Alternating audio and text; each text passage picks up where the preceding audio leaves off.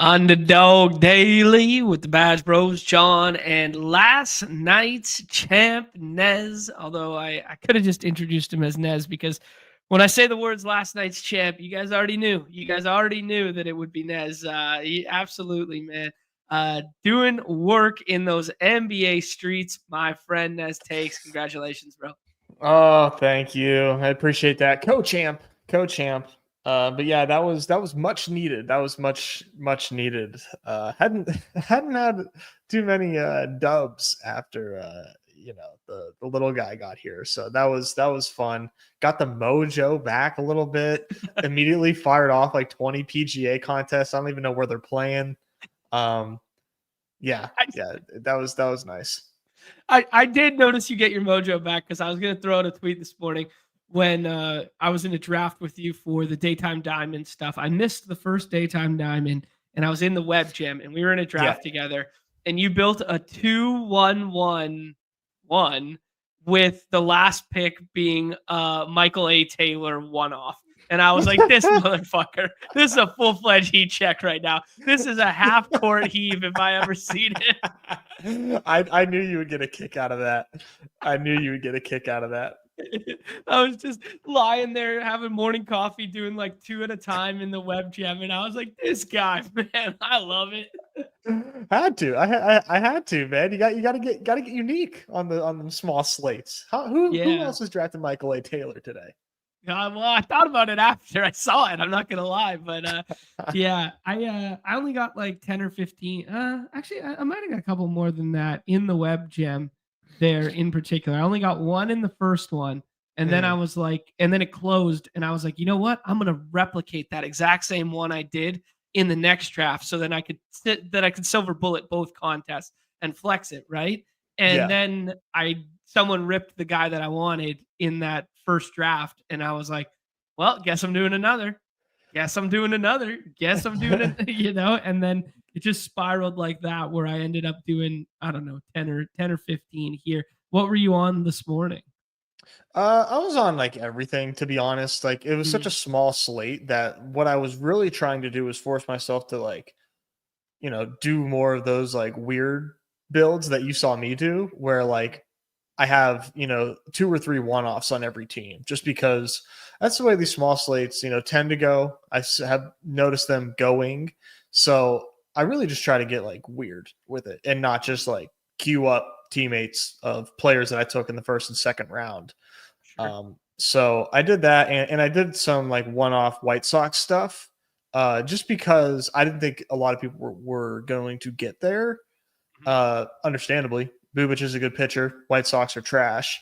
But on such a small slate, like, if everybody fails, White's in like, you could see like a 77-point lineup win today. Oh, sure. Yeah. So yeah, I just thought it was like ultra leverage, and it wasn't even that cute in my opinion, considering there's only 6 teams on the slate. Yeah. So I did more White Sox than I expected to.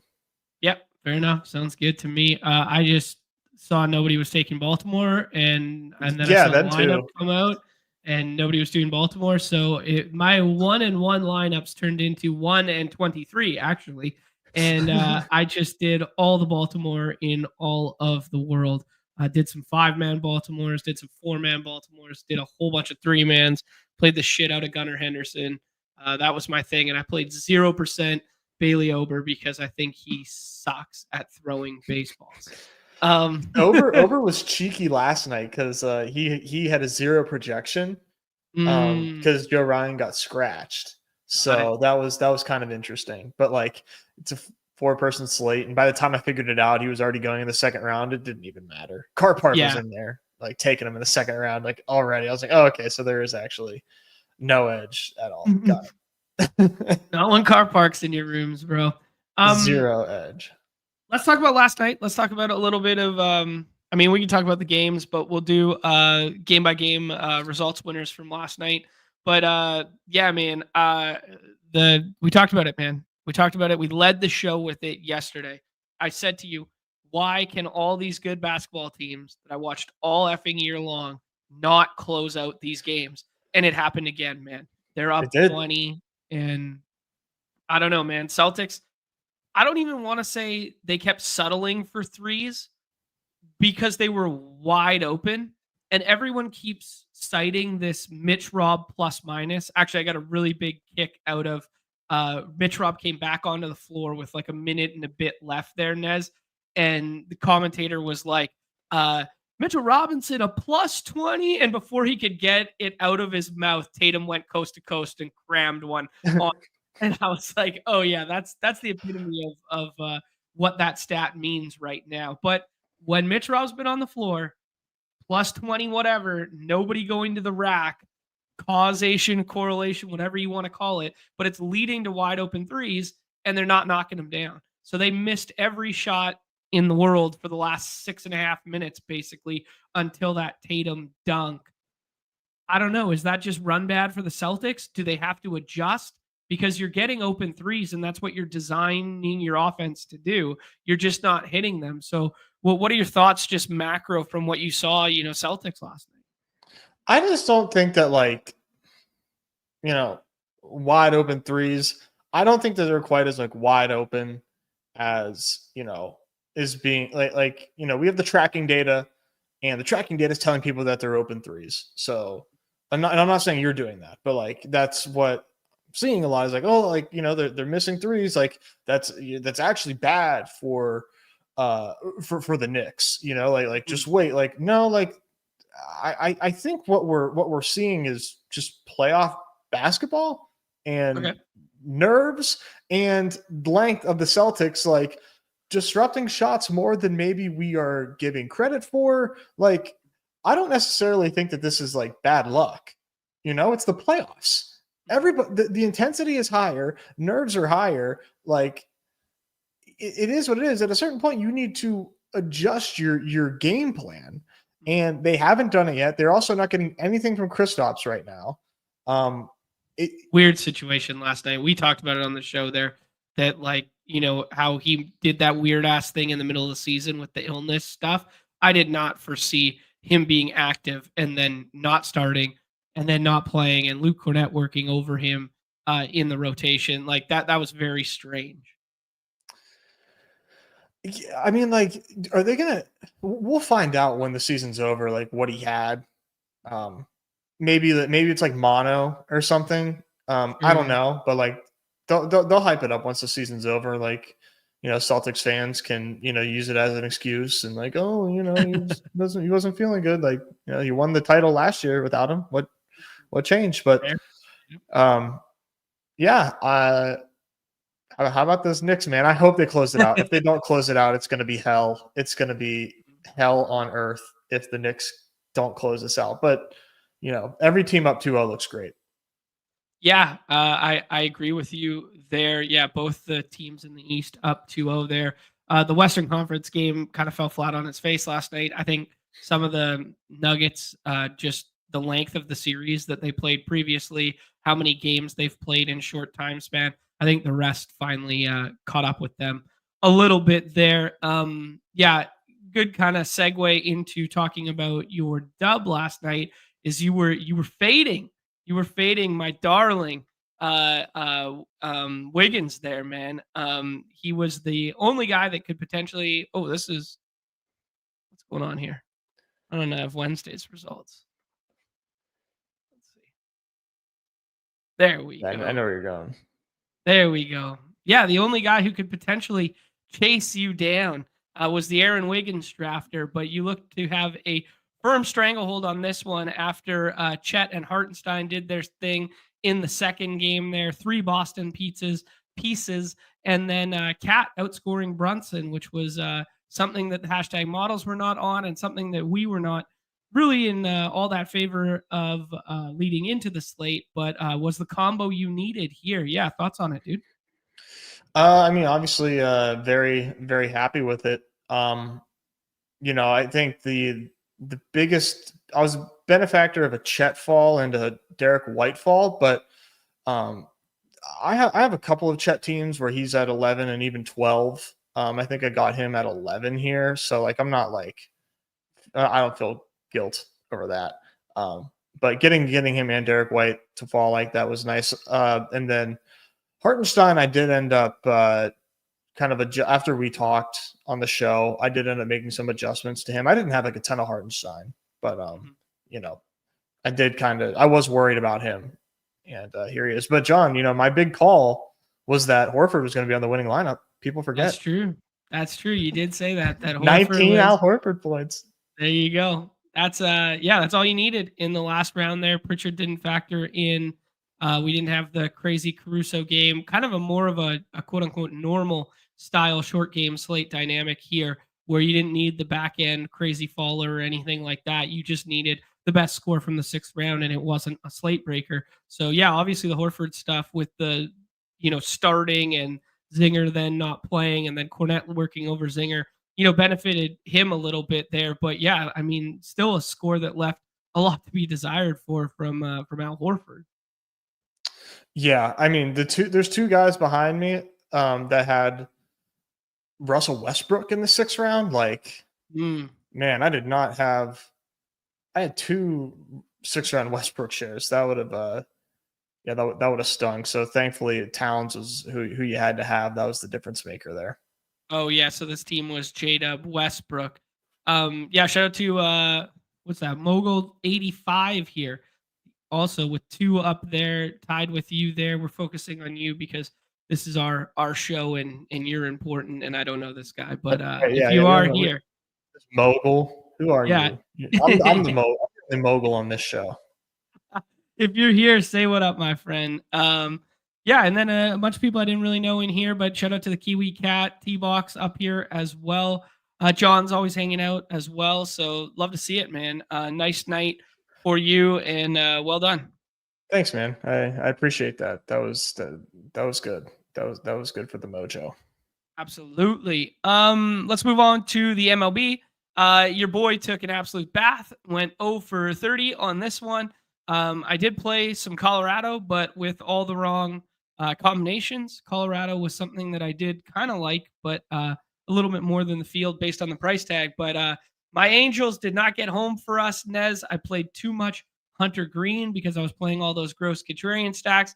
We airballed last night, and shout out to the leaderboard here because it's a who's who at the top. We got the MLB GOAT in Brad, BRD MC3. Cowboys is up here. JT is up here. Inthrius is up here. Jordan, Air Jordan. That's a cool kind of like name, right? Like that's not you know. Hey, let me have it. Let me have it. You know what that actually is, right? No, do you? Of course I don't. No. You don't know what that actually is? No, dude. Oh my god. I forgot you're Canadian. So like, do they even let you watch Rocky up in Canada? Rocky, like the movie?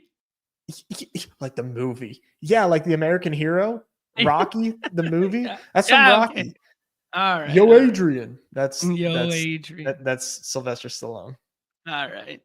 Falco's up here as well. Beastverse up here. Not Ricky. ADD's up here. Oh my goodness. Just friends and fam all over the place. I have no idea how to say this guy's dude, this name. guy is popping up a lot, and he's, we see this a lot. These classic onslaughters that just like come in and just onslaught everybody. He's been up here quite a bit, and I have no idea how to say that name. It kind of looks like fence, like the last word. Yeah.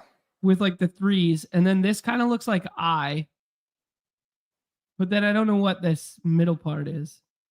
I don't know. I'm too stupid to figure stuff out like this. I know. Yeah.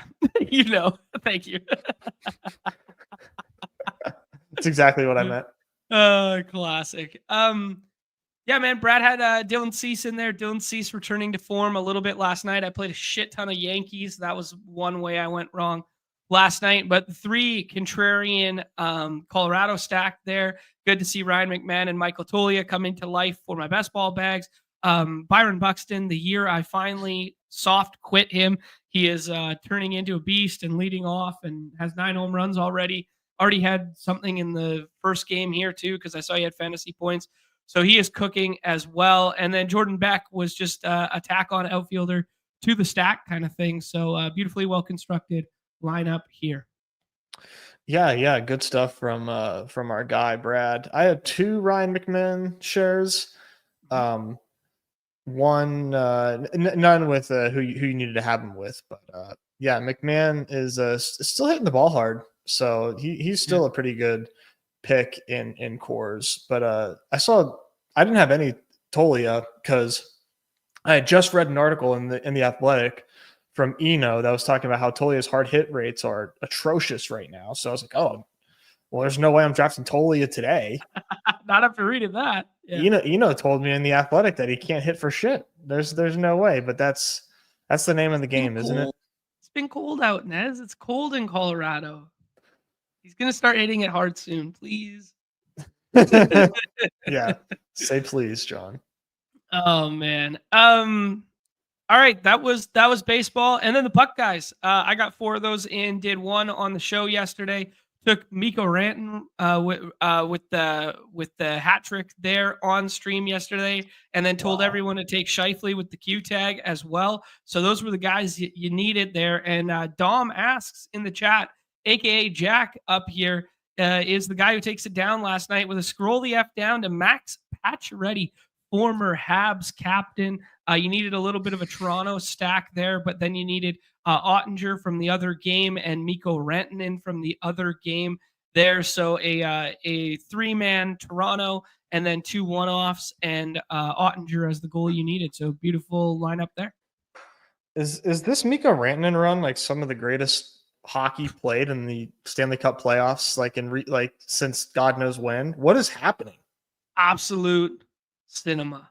I mean, he's had two 4-point periods in the last two of the last 3 games. 4 points in a period, man. He what had are you talking about? In a period. Like, it's crazy. I think it's 12. I think it's 12 points in 3 games now, and that is the most in NHL history for a 3-game span in the playoffs. It's going beast mode. Yeah, it just insane. There's Dom in the chat. Shout out to Dom for shipping the wraparound Wednesday last night. Yeah, I had 2 Hatties in a 3-period span. Truly incredible, man. Holy shit. Yeah. Here's my guy Duke in the chat. Duke Dean coming through. He's defending the honor of Michael Tolia right now. It's definitely cold in Colorado. Yes, it is, my friend. You remind Nez. I'll let you guys have it. Go ahead. Reach Boop saying OKC in 5. I had a buddy who put a lot of money last night on a Nuggets W there and some Jokic prop stuff, and I told him no. I'm not feeling that, dude. That was an anomaly game 1 where he went 40 and 20 there. I'm not sure OKC in 5, but I think OKC in 6 at least. I think OKC, but we've kind of said it all along that they're a wagon. Yeah, they are just so good. So good. And you got to see it. Last night. Just demolished the Nuggets. Absolutely. All right, Nez, that's all we got for last night. Let's move into today. The Coors games are doubleheader, so they are not on our slate because the second game that would be on the late slate is an undefined start time, right? You know, it's defined as a 3:40 whatever or 6:40 whatever, pending your time zone, but that's not absolute because the other game could run long in the morning and yada yada. So only a 4-gamer for us in the evening. We have 3 carryover series, so end of series games here. Philadelphia at Tampa, Cincinnati at Atlanta, Toronto at Los Angeles, and then we have the start of a new series in Arizona with the Los Angeles Dodgers, who have not been on a main slate in quite a long time because they played the Marlins and then they had some day games before that, but they have been hitting the shit out of the baseball versus the Marlins the last 3 days there. I will bring up both the unabated interface and I will bring up, actually, I got a question for you first. Do you think, so like today's 3 daytime diamonds, they're screaming by, they're quick drafts, they're easy. 3 games on the slate. They're only 4-person drafts. 4 games on the slate. Should they be 6-person drafts or should they be 4-person drafts? I think 6-person. Okay. Yeah, I So the think 6-person cutoff makes is sense. 3. Yeah, yeah. You have to do 4 for 3 just in case. So you never know what weather can how weather can turn. Mhm. Um, but yeah, no, I think 6 is good for 4-person drafts. They get thin in a hurry for sure. Mhm. Um, and they're not quite as fun as like 4-person hoop slates or say 4-game hoop slates with 6 people. But no, I think it makes sense. Okay. Yeah, because baseball, like, there's definitely a sweet spot for like the after dark stuff being like 2s and 3s, and that being 4-person, and then our favorite slate sizes being like 7 to 10, 7 to 12 for the 6 persons, and then there's kind of like this little middle ground for like the 4, 5, 6 game slates on whether they should be 4-person drafts or 6-person drafts. And the reason I bring it up or say it, I was just wanting your thoughts on it, just having Yeah. constructive conversation, is because I think it gives less credence to the GM combos. Because if someone shows up tonight on a slate where there's basically no consensus in chalk outside of Dodgers, but someone's going to be able to obtain, Otani Betts and Freeman, or Otani and Freeman, or whatever, like some combination like this, when people are in there onslaughting or getting contrarian, that sort of thing, does it give it more credence that something like that is more available to everybody, kind of like the morning slate was with Boston, for instance, when they're 4-person drafts versus 6? Yeah, no, I think that's a good point. Like, I think that's totally valid, right? Yeah. Like, just giving people more chances to take who they want to take, as opposed to trying to roll the lobby with onslaughters. Yeah, no, I think that's totally fair, and yeah, no, I wouldn't hate it. I wouldn't It hate it. There's two other things to it. It gives the benefit of scrolling down more leverage because the player pool is thinner for draftable players, so the leverage introduced by scrolling is a little bit more. And then Yeah, the other thing is it has pitchers that aren't getting drafted now, introduced in leverage for pitcher into the pool too. I don't know. I'm just thinking out no, I think loud. I don't think you're Plus, like I don't think you're wrong at all. Like, yeah, I don't know that I'm right either, Nez. Like, I'm just throwing it out but there those as are two very like agreeable pro points to like why it could make sense. Mhm. Yeah.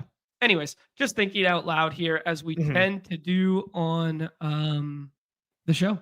That's what we Shout out to do. Austin, Daytime Diamond, second place. I did not have anything in the Daytime Diamond, so I did not see that and did not look Let's at go, that. So Austin. Let's go. congratulations. Do you know who won the Daytime Diamond while we're on it, Nez? Was it Brad? Oh my god, he did double win No, yesterday. no, it wasn't me. Even though I was sitting in first for a while. Oh no, I knew it was like somebody like that. We knew it was Shilly. Oh, shout out Chili. Yeah. Chili tagged us on the tweet. My bad, Chili. I missed that to just include that. Chili, back to back champs. He chopped with the Seedmeister that we talked about on yesterday's show, and then followed it up the following morning with a Daytime Diamond. He is doing absolute work in the Dude, MLB streets this season. insane, Yeah. insane. Like MLB right now, it's like Brad, Scott, aka the Wood. If you don't know Scott, Hmm.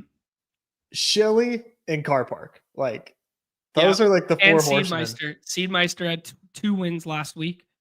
Yeah, Yeah. yeah. I mean, it's a lot of the same names. A Yeah. lot of the same names. Just wait till the best plays start hitting, John. Look out. I don't know what they are, dude. Well, let's figure them out. Let's figure them out together here, Nez, and then we will see if we know what the best plays are. I think I've been too weather pilled to start this year. That's been my problem. Yeah. Got to Yeah, get I back think to I've my got a lot of roots. problems, brother. Let's start with where we kind of always tend to start here in that weather department. There, it looks like all ball games are going to be fine today, according to our friend Roth. It does seem like this Tampa and Philly game, they're going to constantly be monitoring the storms throughout the season, but that's also why the games were front loaded in Tampa Bay with so many home games there, so that we don't have to deal with that in the future. And then Cincinnati, Atlanta could have a little bit of storm stuff, but looks pretty safe there.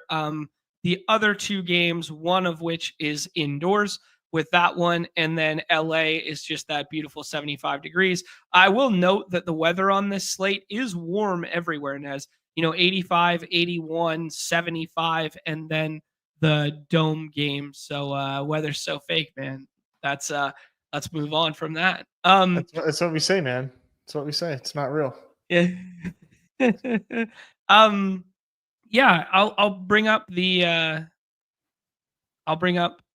beautiful unabated interface here for a half second just to ask, 8.5, 8.5, 9 in terms of totals, the team totals, kind of flirting, Dodgers being the highest in the high 4 point whatever there, but everyone kind of hovering between 4 and 5 in terms of implied team total. So pretty flat and some decent arms on this slate, in my estimation. What's your general overview, Nez? Yeah, no, I'm with you on that front. Just with like the arms, and it's interesting because I think this is going to be a really heavily concentrated slate for the field, where I mean Dodgers are going to fly off the board, um, and Phillies flying off the board. So I'm looking pretty heavily at the Blue Jays today. Man, I'm really tempted to play with fire with the Diamondbacks against Yamamoto, but I don't think that I'm gonna get that desperate. But we'll see. We'll see how much time I have. I might get to there. And then the Rays against Luzardo. I don't think anybody wants to go against Luzardo right now, but just trying to find those low-owned angles on a slate like this size to try to beat the Dodgers. I think makes sense. I mean, like, I know it's the Dodgers, but I am surprised at like how good they look against Brandon Pfaadt. Like, I thought Pfaadt was just a more of a fight. Yeah, like on paper, you mean? Yeah. They look like they're hitting in course today.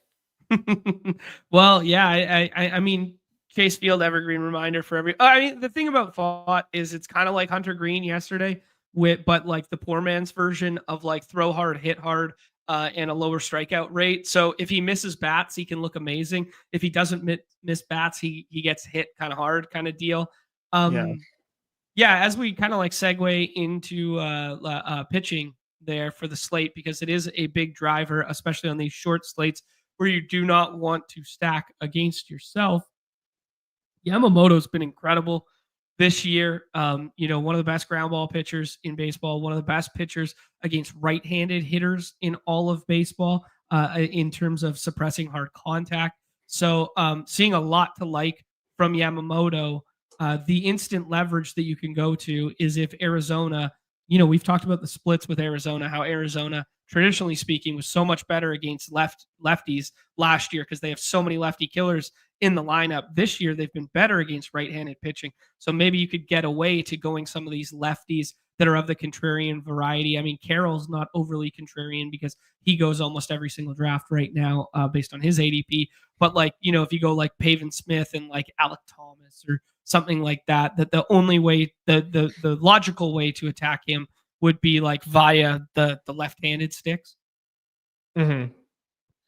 Yeah, I'm with you. I just ultimately it definitely feels like bad contrarian, right? Yeah.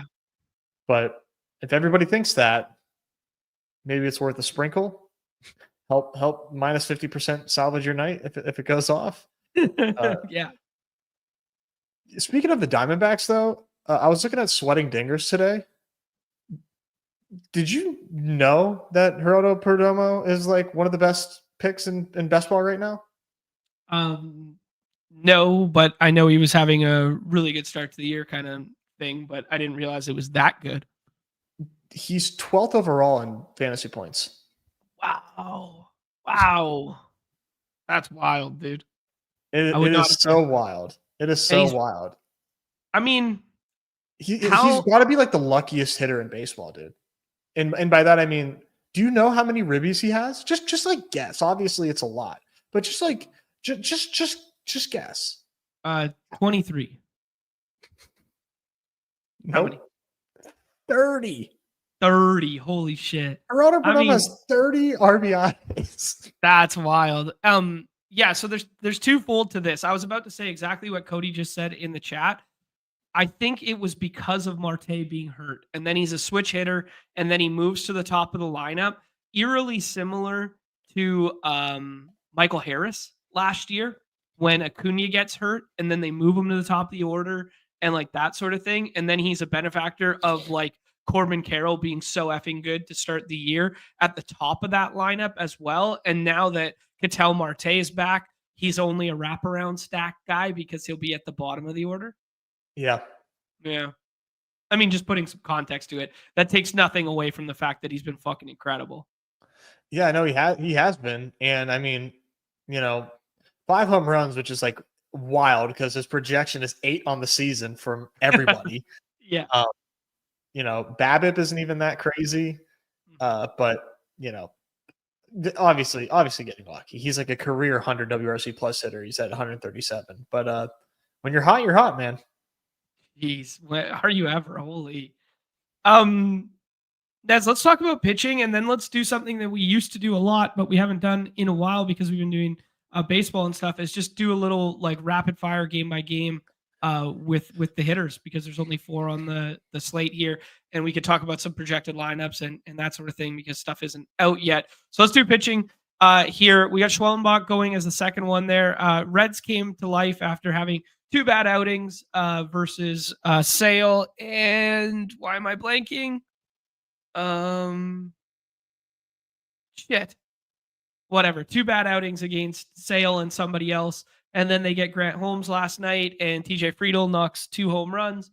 Looking a bit better there, but Schwellenbach is pitcher 2 here. Shout out to us yesterday for the Christopher Sanchez. Love did work on that Rays lineup that is worse against lefties than righties, which is counterintuitive to what we knew of the past. I think it's pretty clear top 3, and ADP agrees with it here. Nez, I guess the big question is, do you like Luzardo more than Schwellenbach this evening, and do you rank it as such? I think I like Luzardo over Schwellenbach for the ceiling. Okay. Just because Luzardo has such a high ceiling, and I would probably even look at Bassett over Schwellenbach, personally. Yeah, Bassett's had a really nice start to the year, those first like 3 or 4 starts, and then he came back to life the last 3 times out. Granted, some teams that don't strike out as much against right-handed pitching and some decent lineups like with Astros, Yankees, and Cleveland there versus the starts he had in the beginning. Not to discredit the starts he had in the beginning because he was pitching really, really well there, but the strikeout ceiling that he had 3 or 4 years ago isn't necessarily what it is like now. But yeah.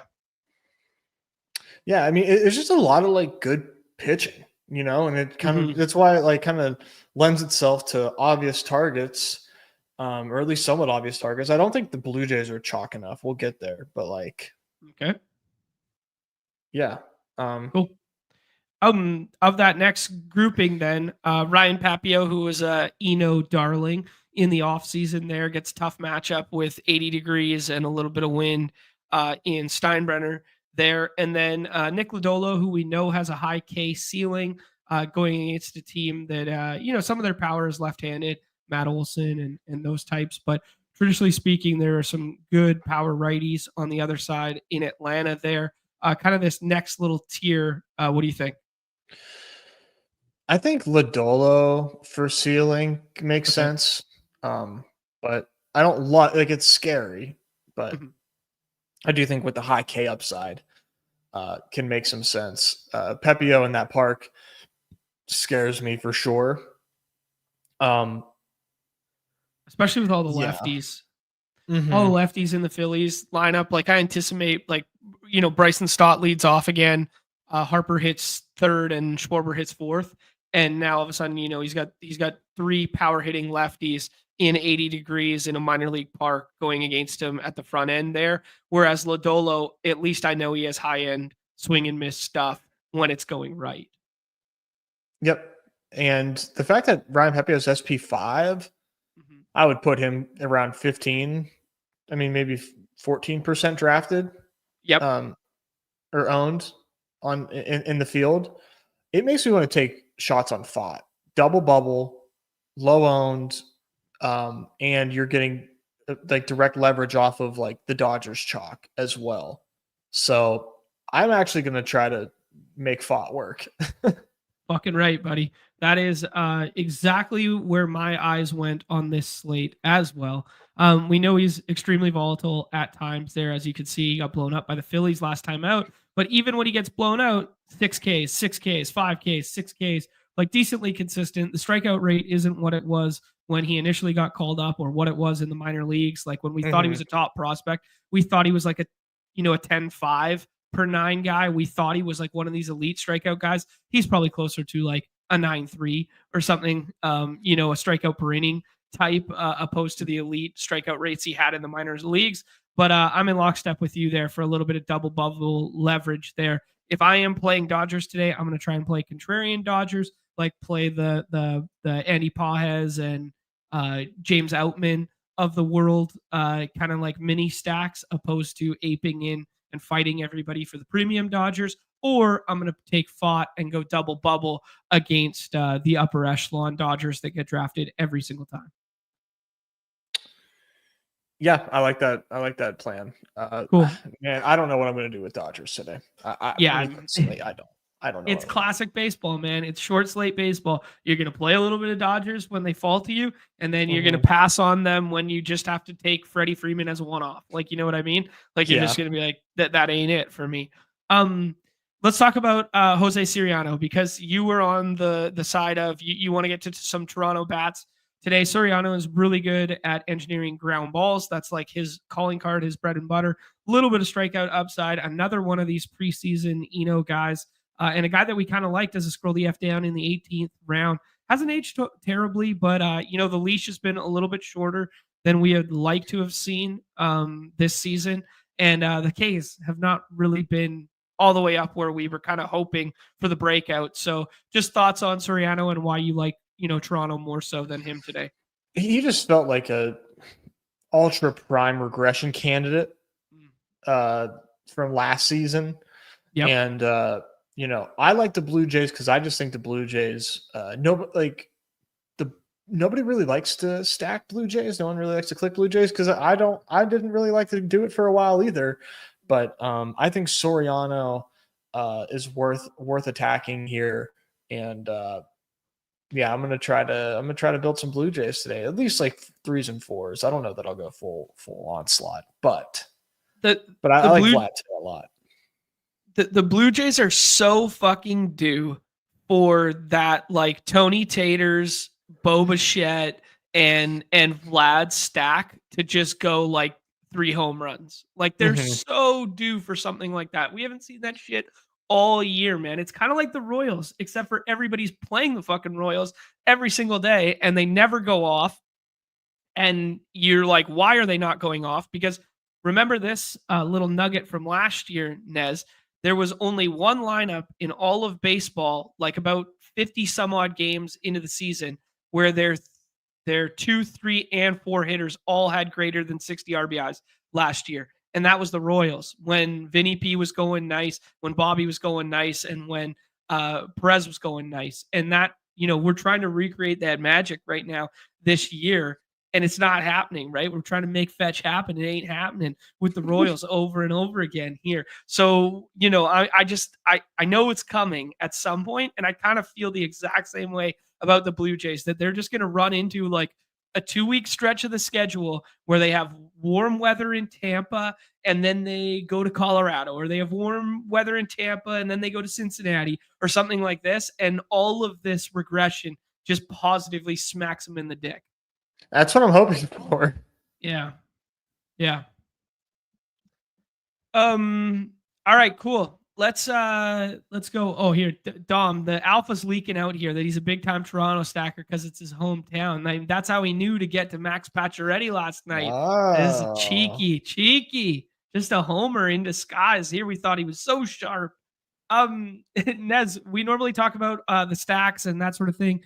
I think that's going to be a little played up on this slate because I think it's pretty obvious on the short slate dynamic that the best stacks in quotations are going to be Dodgers and Phillies, and everybody's going to try and play them.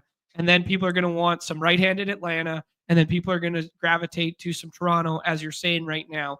And then the contrarian leverage stacks are going to be right-handed Rays, and if you want to play left-handed Arizona, like that sort of thing. And I think that's going to be pretty obvious for the people, like just in a vacuum, because there's only 4 games to deal with on the slate. So I think we should do something, reset a segment from a segment in the past here. We'll borrow the Roto Grinders interface because it is not available on Unabated yet.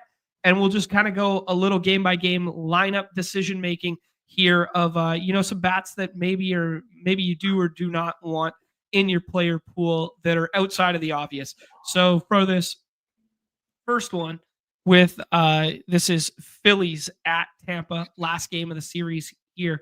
Schwarber, Harper, Turner, Kepler, Castellanos, all with ADPs inside of 21, dude. So these guys are stone cold chalk on our slate. Who are some of your favorites of that grouping? Who do you want overexposure to? Or who are we going to, what's a way in which we can differentiate here from the field by playing them? I mean, I don't know who this Marchand dude is. I've never heard of him in my life. Backup catcher. It's because Real Muto got banged up. I don't think he's going to be in the lineup tonight. Real Muto, something happened with his foot last night, and he left the game early. So it seems like a classic getaway day, end of series rest spot for your catcher, anyways. And he's also banged up. So it's going to be this Rafael Marchand. Yeah. Yeah, he's 26 years old. Played 17 games last year. Hit 3 home runs in 17 games. So a little bit of power. I can't imagine. I mean, like, will he be owned because people are just like trying to find someone to stack and all their stack partners are gone? Like at that point, does it just become not worth getting to? Yeah, I'm not gonna draft this guy, but dude, the Phillies just don't seem like good picks to me because they're so like they're in Dodgers territory right now. So I would do maybe like one off with these guys, anyone that I can get, and just leave it at that. Okay. Ghost AF saying he had no pop in the minors, but somehow hit stingers in the majors. Love to see it. Love that. Yeah, there's no O at the end. Guys, I make up the names as I see fit. All right. All right. Okay, cool. Yeah, I think that's a pretty good synopsis on Phillies there, that you like Dodgers over Phillies this evening. I think Bryson Stott's a little buried because I anticipate him leading off. Just another note that Alec Boehm finally homered in this series on, I guess it was Monday's game, maybe Tuesday's. No, it's Tuesday's game there. Little Oppo Taco wall scraper for his first of the year. He's been abysmal. Yeah, he is not great, Bob. And they refused to. Well, last year they refused to lift him from that 3-hole, even in the postseason there. And this year, at least they've complied a little bit and kind of done the Real Moto thing and moved him down, 5 or 6. Nez, there is the Pope narrative here for Nick Castellanos, a big day in world affairs. We're stretching this fucking meme to its absolute limits. Speaking of memes, dude, I really liked some of the Pope juxtaposed to sporting events memes that were going around this morning. Like there's been 3 popes, or in the era of all popes or something like that, no Bears quarterback has thrown for 4,000 yards. Yeah, and like shit that. Like this, like they just like little clever shit like that. Like people around here were talking about how 3 popes have been in since Vancouver was promised a rebuild for the Canucks, and the rebuild still hasn't taken place in 3 eras of popes and like shit like this. Like there were just good ones that were floating around. It's a good bit right now. Yeah. There's no way we can't be doing this Castellanos Pope stuff, man. That's just we're absolutely killing the meme. The meme has already been killed, but Yeah. All right, Nez, let's go to the other side of that game. We got the Rays against a lefty for the second day in a row. It was bullish yesterday that they did wind up leaving Brandon Lau in the middle of that lineup, which he moved from his 2 hole down to, I believe, the 6 hole yesterday, something like that. I will find the box score in half a second. But anticipating a very similar lineup to yesterday, which saw Danny Jansen hit in the middle of the lineup, kind of out of nowhere, hitting fourth there. But Diaz, Morel, Caminaro to kind of lead it off. Brandon Lau was buried at the 6 hole there. Jose Caballero has outfield eligibility now. And then your boy Simpson stayed in the lineup. All the speed in the world. Might be the fastest baseball player fucking maybe ever. Like he is big time speed. And yeah, anyways, he moved down from the top of the order against lefties now to the bottom of the order. Top of the order against righties, now to the bottom of the order against the lefties. Someone's knocking on my door. Sorry, dude.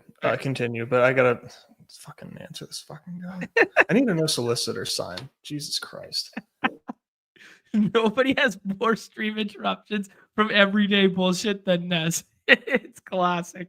I think the play, if you just want to get contrarian, is some of these right-handed bats at the top of the lineup. Once upon a time, Christopher Morel was a lefty killer and was a guy that we anticipated getting to, almost any time he was in there. I wonder if they do something funky today, being a getaway day and being the fact that Brandon Lau was in there yesterday, if they move somebody else to second base today and then put Jonathan Aranda in there today and kind of give, one of the lefties yesterday off and then one of the lefties today off. Either way, it's pretty thin to get to the left-handed guys just in general today. So I think right-handed Tampa Bay, if you want to get like somewhat contrarian, Misner wasn't in the lineup yesterday, could draw in today, even though it's lefty, and they do like Jose Caballero doesn't play right field, but I think you're probably going to see Danny Jansen back in the middle of that lineup.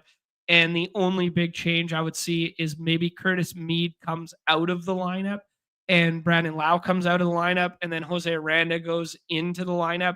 Then they move someone to second base, probably Jose Caballero, and then they put back in the outfield Camden Misner, aka Meisner, depending where you look. That would be kind of my takeaways. But right-handed Rays are fine today as contrarian bats, but I'm not jumping up and down to play them. Obviously, let's move on to Reds and Braves. Reds have the lowest implied team total pending where you look, which is somewhat surprising. Schwellenbach was really good 2 times ago. Was it 2 times ago? Let me check my math. 2 times ago out, he was really good, but he got knocked around by the Dodgers as teams or as pitchers are prone to do at times there. But Reds, if you want to get some contrarian leverage outside of TJ Friedel, whose ADP is inflated because he homered twice yesterday and will be leading off today, and Ellie, who goes every damn day. There might be some leverage down here if you want to go start clicking on Reds bats. Would that interest you at all against Schwellenbach? Or are you just kind of believing the team total here and off of it, Nez? No, I like the Reds. Okay. Yeah, I'm definitely like not really reading too much into that. For our intents and purposes, I think they're pretty good picks. Anyone in particular that you like? The lefties. Yeah. Gavin Lux. Yeah, Lux, Friedel. And then you kind of have to do Steer and McLean every once in a while. I'm going to draft them today. Yeah, cheeky little mini for the righties with big time power and good ISO at the bottom of the lineup there with like Steer and Stevenson. Yeah. Yeah. Non-zero chance you get a Stevenson rest day, just catch your last game series, blah, blah, blah. But he's only been back for like a week now. I'm not sure they want to just start, resting right away. Let's Yeah. talk about the Braves side. They, depending where you look, they have the second or third highest implied team total between them, the Phillies and the Dodgers, but they are the cheapest of kind of they're the cheapest on our site of those three. So Riley with a ADP of 11, Ozuna 15. Evergreen reminder that Ozzy Albies is better from the right side. He is a lefty. Kila did not get home for us when we ran this narrative against Andrew Abbott 2 days ago. But could get home today with one swing. My big note here, Nez, is Verdugo's been leading off a shit ton opposed to Michael Harris, and he did stay in and lead off against Andrew Abbott versus a lefty the other day. So, Braves are renowned for not really changing up their lineup all that much, but yeah, that's kind of where I'm at there. Yeah, I mean, it makes sense. These righties against a lefty pitcher. Just, man, the Braves, like, they look good almost every day, and they keep losing me money. Yeah, same. So, like, watch today be the day. Do you think Sean Murphy is in the lineup today? I think so. I don't know. So I mean him. Yeah. I mean it could be getaway day. Drake Baldwin kind of set up there. I do think Baldwin homered. Was it last game or 2 games ago? I was last night. He homered last night. Yeah. So I don't know. Do you take him in or out after homering? Yeah, because it was Murphy out yesterday, Baldwin in. So I imagine they'd go Murphy back in and then Baldwin as a DH if you want to do something like that. But like Stuart Fairchild could hit and like get 2 at bats here before getting lifted for a pinch hitter because he's a lefty killer too. So yeah, Eli White, for whatever, his splits are better against righties than lefties when I was looking. So yeah, I don't know. Maybe something funky happens in the outfield where Eli White is out, Stuart Fairchild's in, and then they go one of the DH spots gets used with the catcher, and then they play both today. Yeah, I'm interested in Murphy if he's in for sure, given the low ADP. I mean, it's hard not to like the Braves because their ADP is so low today too. Like they're just so easy to get to. Yeah, it's really easy to do like a contrarian back stack of like 2 home run guys that I really like in like Albies and Sean Murphy. Mm-hmm. Yeah. Like those feel like 2 decent, buried pick to click kind of guys. Yeah, it's just like, how many times am I going to continue to do this? They can't keep getting away with it. They shouldn't be this cheap on a 4-game slate. Right. Yeah. And it's just because we haven't seen it, right? We just haven't seen it yet.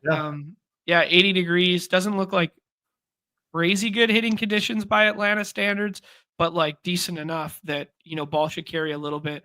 Yeah, this is a mini stack that stands out to me a little bit here. Like if you wanted to chase some home runs from the first 2 games that we've talked about, doing a little 3-man like that with the infield with Murphy Albies and then Yanni Diaz as a one-off, that gets my juices tingling. I like it. I like that call. Cool. Other side of that one, Reds, we talked about already. Lowest team total in most places you look. But Nez highlighted some of the lefties that he likes and kind of like the poor man's version of Ozzy Albies and Sean Murphy would be like Steer and Stevenson, something like that. Now we get to a game that Nez is interested in. 75 degrees in LA there. We get the Blue Jays and the Angels. 2 professional mid-tier pitchers on the mound there. Let's start with the Blue Jays side. Nez, they did send down Alan Roden the other day. So there he is buried down there. They sent him down, freeing up one of these outfield spots for Nathan Lukes or, Miles Straw drawing in, although he's just kind of like a defensive replacement and speed guy at times now. But yeah, just thoughts on Ernie Clement and Addison. What the fuck's his name? Barger. Yeah, Barger as well. Like those guys will be making up the bottom half of the lineup here, and they have no ADPs. So Yeah, you said you like the guys at the top relative to Yeah. ADP. Anything else? I mean, no, I'm pretty chalky when it comes to this. Like, I'll include Varsho in these stacks as well. I might even throw in a little Alejandro Kirk here and there. Yeah. If there's ducks on the pond for him, that'd be nice. But I don't think I'm gonna get to Addison Barger necessarily. Mm-hmm.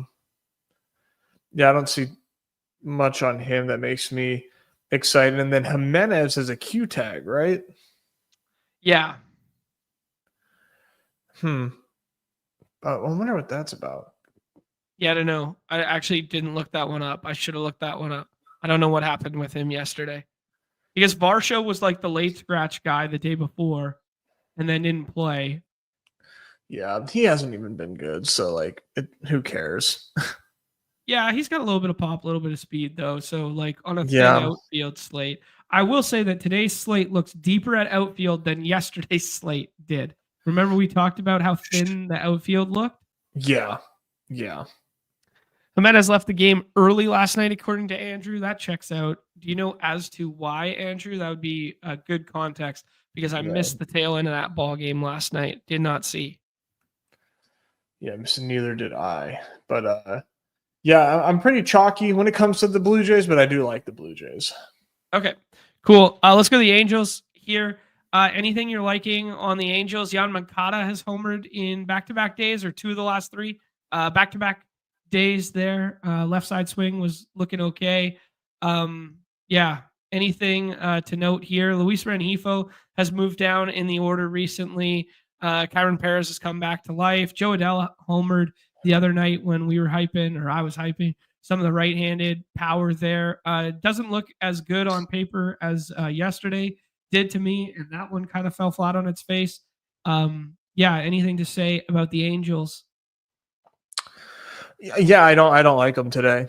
You like a the ton Bassett of side? righties going up against Bassett just typically isn't really the formula for trying to win or trying to get runs on the board. So I mean, they got Shonawell, Rengifo, who hits better from the right side, and then Yoan Moncada hitting from the left side. This team just is not very good right now. Yeah, they miss Mike Trout. Yeah, keep your eyes open for a Logan O'Hoppe potential rest day as last game of the series there as well. Just one of their power bats in the middle there. So if you are stacking them, the safest of the bunch is kind of like the Ward, Soler, Neto kind of combination. And then Jan Moncada, former failed prospect a million times over, going kind of nice now that he's healthy. But that's kind of evergreen with Jan Moncada, where it was like he could put it together for stretches when he was healthy, and then he'd fall flat on his face when he wasn't. But I think the general takeaway and consensus right now from you is similar to Wonky Blues here, that Bassett's going to shove tonight. Seems like a good bet. He's, I forget what SP he is. He's not like super low, but he's SP4, but pretty cheap. I like Bassett tonight. Yeah. Okay, cool. Last one on the slate. Dodgers, who have the highest implied team total almost everywhere you look, with Yamamoto on the mound, and then D-backs at home with Brandon Pfaadt. Evergreen reminder that left-handed power plays a little bit worse in Arizona than right-handed power does. It's been one of the worst home run parks for left-handed, and that kind of makes me sad because the spots that I would want to get to against Yamamoto would be left-handed D-backs, and the places I'd want to go against Pfaadt for contrarian leverage would be like bottom of the lineup, Conforto, Outman, Kim, like as a mini stack sort of thing. But just knowing that the left-handed power plays a little bit worse there, does it make you skittish, or do you not care? There's still probably fine plays on a 4-gamer.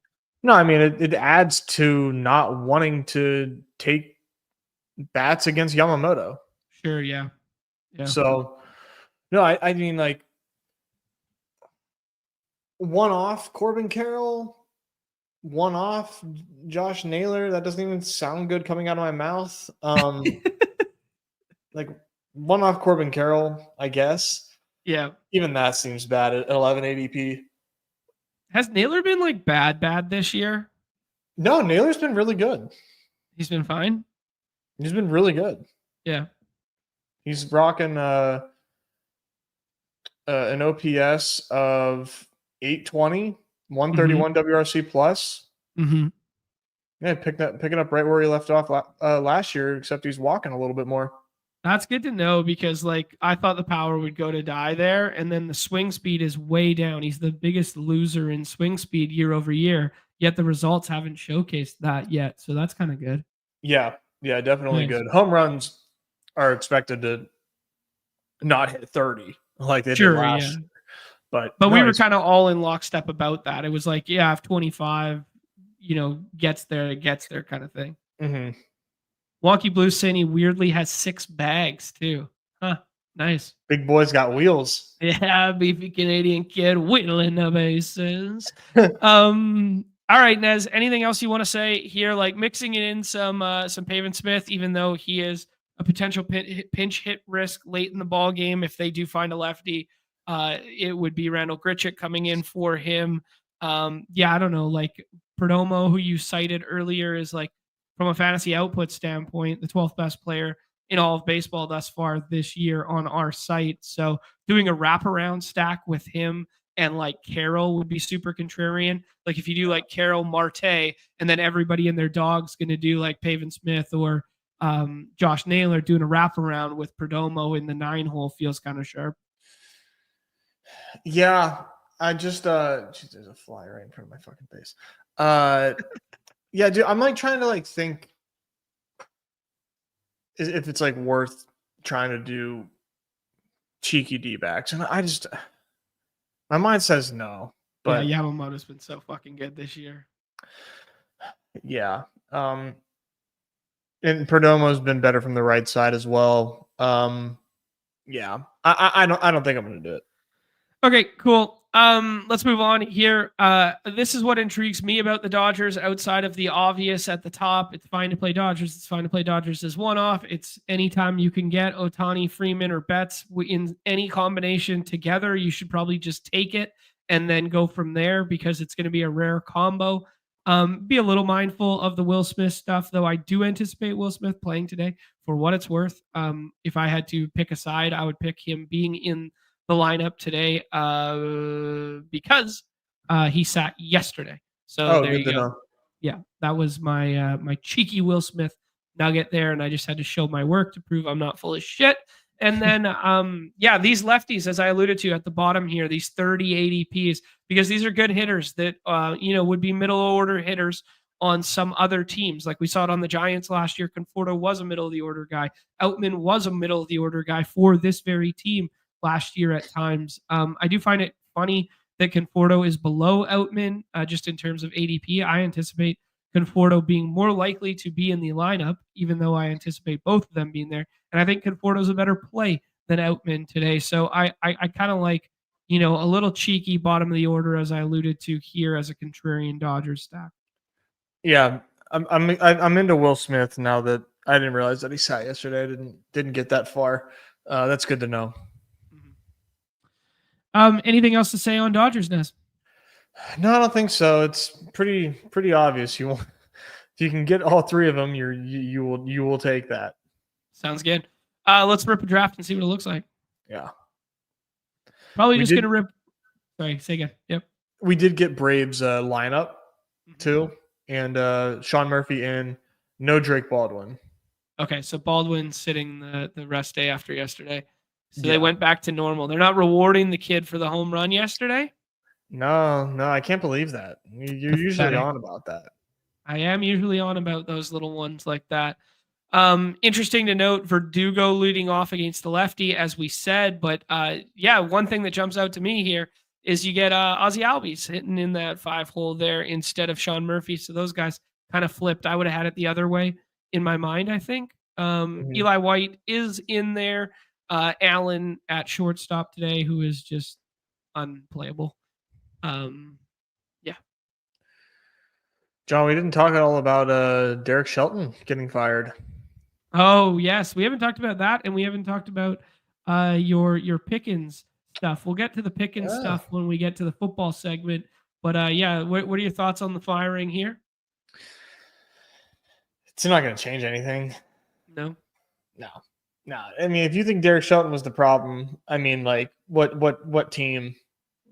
We were watching different baseball teams, but that's the Well, way it goes, right? Let's be real, Nez. You were the only one watching that baseball team. That's true. Should we do Yamamoto and then try and do some contrarian stacking alongside it, or should we, take another stick early? Let's do a Philly. Oh my god, Schwarber? Yeah, Gross. not taking Yamamoto. I want to take his 14 points. Can't live without him. Can't live without him on this slate, baby. No. What are the odds Yamamoto's on the winning lineup tonight? Low if Dodgers chalk hits. Uh-huh. High if a contrarian stack gets home. I think he's got the ability to separate from the pitching pool in a decent way. So if I'm building out what I wanted to build out, a cheeky contrarian dumpster dive stack, we starting with Yamamoto makes sense to me tonight. Then you dumpster dive around Schwarber. You can still do it. You got 4 more picks. True. It is true. We got 4 more picks. And Nez thinks Bassett's going to shove tonight. So he is. All right. I don't know if Bassett ever shoved in his life, but he's going to pitch well. He's gone through some peaks and valleys, like back in the Mets days and stuff like that. Cody's saying that Bubba coming up sooner without him, ? I mean, I'm not sure he has much say in that decision making. So I'm not sure that fast tracks Bubba to the big leagues, but I think any change is good. No, I think Bubba's coming up soon. Cool. But nice. I mean, he definitely is. It's just like, to me, it seems like he's coming up sooner now that Shelton's gone. Okay. Should we go ahead and stack Trey Turner with this? Might as well. Bother doing it. All right. We'll that'd be kind of stupid not to. Trey Turner had the best of the Phillies afternoons yesterday there. So Bassett goes, Vlad goes. We could do some right-handed Atlanta stuff. We could start scrolling. We could do contrarian Toronto that you liked, like do Santander and then scroll. We could do that Dodgers shit I was talking about. Let's do that Dodgers shit. All right. Let's do. Let's start with a pitcher, or okay. Pitchers are all gone now. We got left holding the bag with whoever's left. Everyone took a pitcher. Perfect. In the first 5 rounds there. That's how we drew it up. We want to be the last one to take a pitcher if we're taking Schwarber 102. That's true. That is true. That's just funny. Be interesting. But who's it going to be? Probably Lodolo. By the looks of it, yes. Yeah. Okay. We could get funkier than that and do the Fott thing, but we did take James Outman already, so yeah, we're dumpster diving those Dodgers. Mm-hmm. I think the contrarian dumpster dive for Dodgers is going to get more popular as the day goes on. Yeah, people are going to just try to get there any way possible, I think. I think Arizona without Carroll is cheeky because anyone who plays Arizona is going to play it with Carroll. Yeah.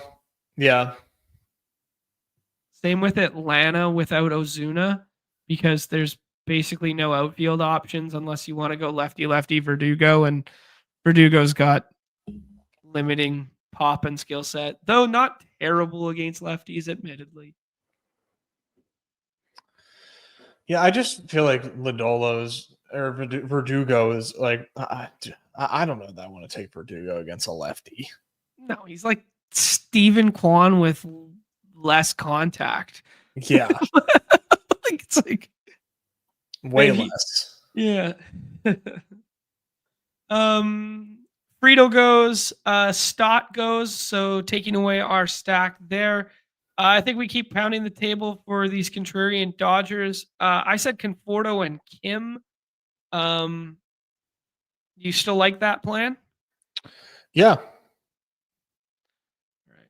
We'll go ahead and take Conforto there. Our friend Vogie Berra could go ahead and take Will Smith. Stack that one up. We could have also done like Kepler with this stack. Yeah. I think it's fine. I think Kepler's going to be paired with this. He's going to be really chalk with that. Mm-hmm. We could do like Alec Boehm or something too.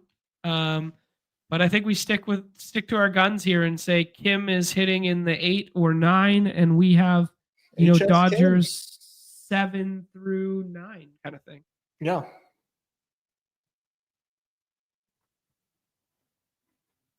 Not bad. Nice. We came in with a plan and we executed it, a la Peter Overzed's most recent Deposit King video. Yeah, I haven't watched that yet. I need to. No, neither have I actually. Cue that up. All right. So Lodolo it is then, or do we get even cheekier for the Soriano and I don't think there's any. Yeah, I don't think there's any reason to on this lineup. Yeah, let's get Lodolo. I mean, they've been scuffling. Like these Lodolo peaks and valleys are hilarious. Like 21 at Colorado, just striking everybody out with good shit. And then like at Miami, which is like a good place to pitch with a almost equally as bad lineup. And he only strikes out 4 and then, gives up 3 kind of thing. Oh, yeah. I had a lot of Lodolo against Miami. Yeah. Checks out. Looks like a good spot then.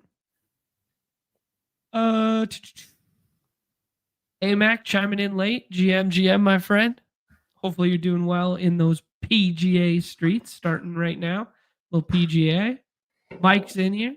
Big Mike Bradley. GM dude. GM.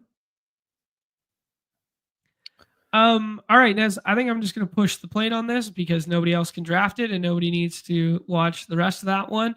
I think we dust off the model and then we hop in a BBM. Oh, shit, I clicked the plane by accident. There we go.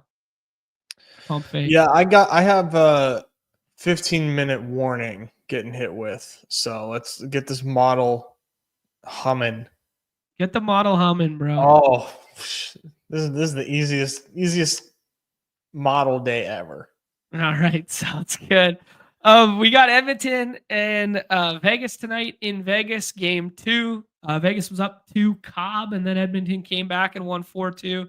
Sick goal at the end of that one from Connor Brown. And then we got Carolina and Washington, game 2 in that series as well in Washington.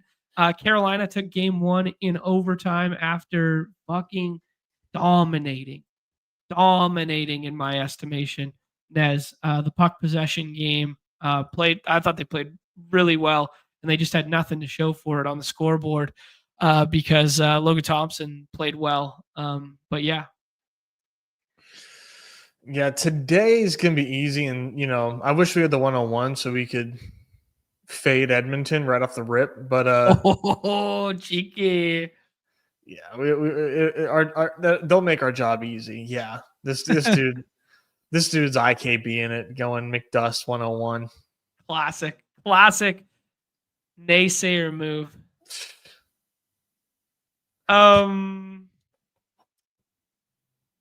There's a couple little notes that I had. Vegas power play might be shifted up a little bit. Vegas power play? Yeah, it was one of the things I saw earlier today that we might be missing. We might be missing one Edmonton forward. I can't remember his name right now. Starts with a O, I think. And then let's make this pick. Man. I mean, I'm hearing that bands are going to make her dance tonight at home. Ooh. We got to go Cappies. All right. Ovi then? You like Ovi? Yeah, Ovi and Tom, or you want to go Ovi and Eichel? I like Eichel. Let's use Eichel at least as a one-off, or we can add like Stone or something after. But if you want to go full contrarian and just go Washington right now, I'll listen to you. But I think if we're gonna do Washington, we should do Strome, not Tom. All right, let's do Eichel. Well, we can All get right. those guys, don't you think? Yeah, but that's not the point. We're the scroll guys. Scroll, man. Are you losing your juice, man? You play too much NBA, playing all these chalk guys. Let's have some fucking fun out here. Fuck these nerds. You had Eichel in the queue. You were throwing me off. Yeah, well, originally I wanted Eichel, and then you got me excited about let's play Washington for all the money. I do think that the tighter in quotations of the two series will probably be this Carolina Washington one comparative to the Edmonton and Vegas one, just because goaltending is a little more suspect in that that Edmonton net there. Yeah, you want this game environment. Yeah. All right. The ice is thinner in Washington. Weather's fake, bro. Gotta check the weather. 101. Nez lost his slap shot. Nez likes to win contests like a nerd. I'm still slapping. I got my knuckle puck is still knuckling. Mm-hmm. Oh, oil money. Oh, Lank. Yeah, you said classic naysayer move. Classic naysayer move. Oh man, you know who buried the other night to send the game to overtime for Carolina, Nez? Your boy, Stankoven. Dude, Stank is nice with it. He's in the mud. He's popping in the model, dude. He's popping in the model. Shit, we got it. We can't be telling anybody. I mean, I'm telling you, you want this game environment. Okay. This is the game that's popping tonight, says the model. They're playing 100 minutes of ice tonight. 100 minutes. All right, who are we going with? You said you're out on Tom Wilson? Shit, we got stuck with. Oh, what about spitting Chikrin's? Yeah, we want Chikrin. That's a good pick. Yeah, and then what? Are you out on PLD? Dude took Aho from us. That's annoying. No. We want to get more contrarian than that. So we're gonna play the Carolina, and then we're gonna play. We got stuck with. There's probably a more intelligent way of doing this. Jackson Blake's been nice, but he's on that first line. I'm not taking anybody named Blake. Dude, let's take Stank. You're fucking right. All right, let's take Stank. That's nice. Buried last game. Does nothing other than bury. I think Portis, like Protas is a kind of fun, like scroll the F down on Washington. Like he scored and he's like only 2 games back from an injury. So everybody's kind of snoozing on him a little bit there. Yeah. Stank we can play with like Taylor Hall. No, that's not fun. Kukanemi. Okay. Yeah.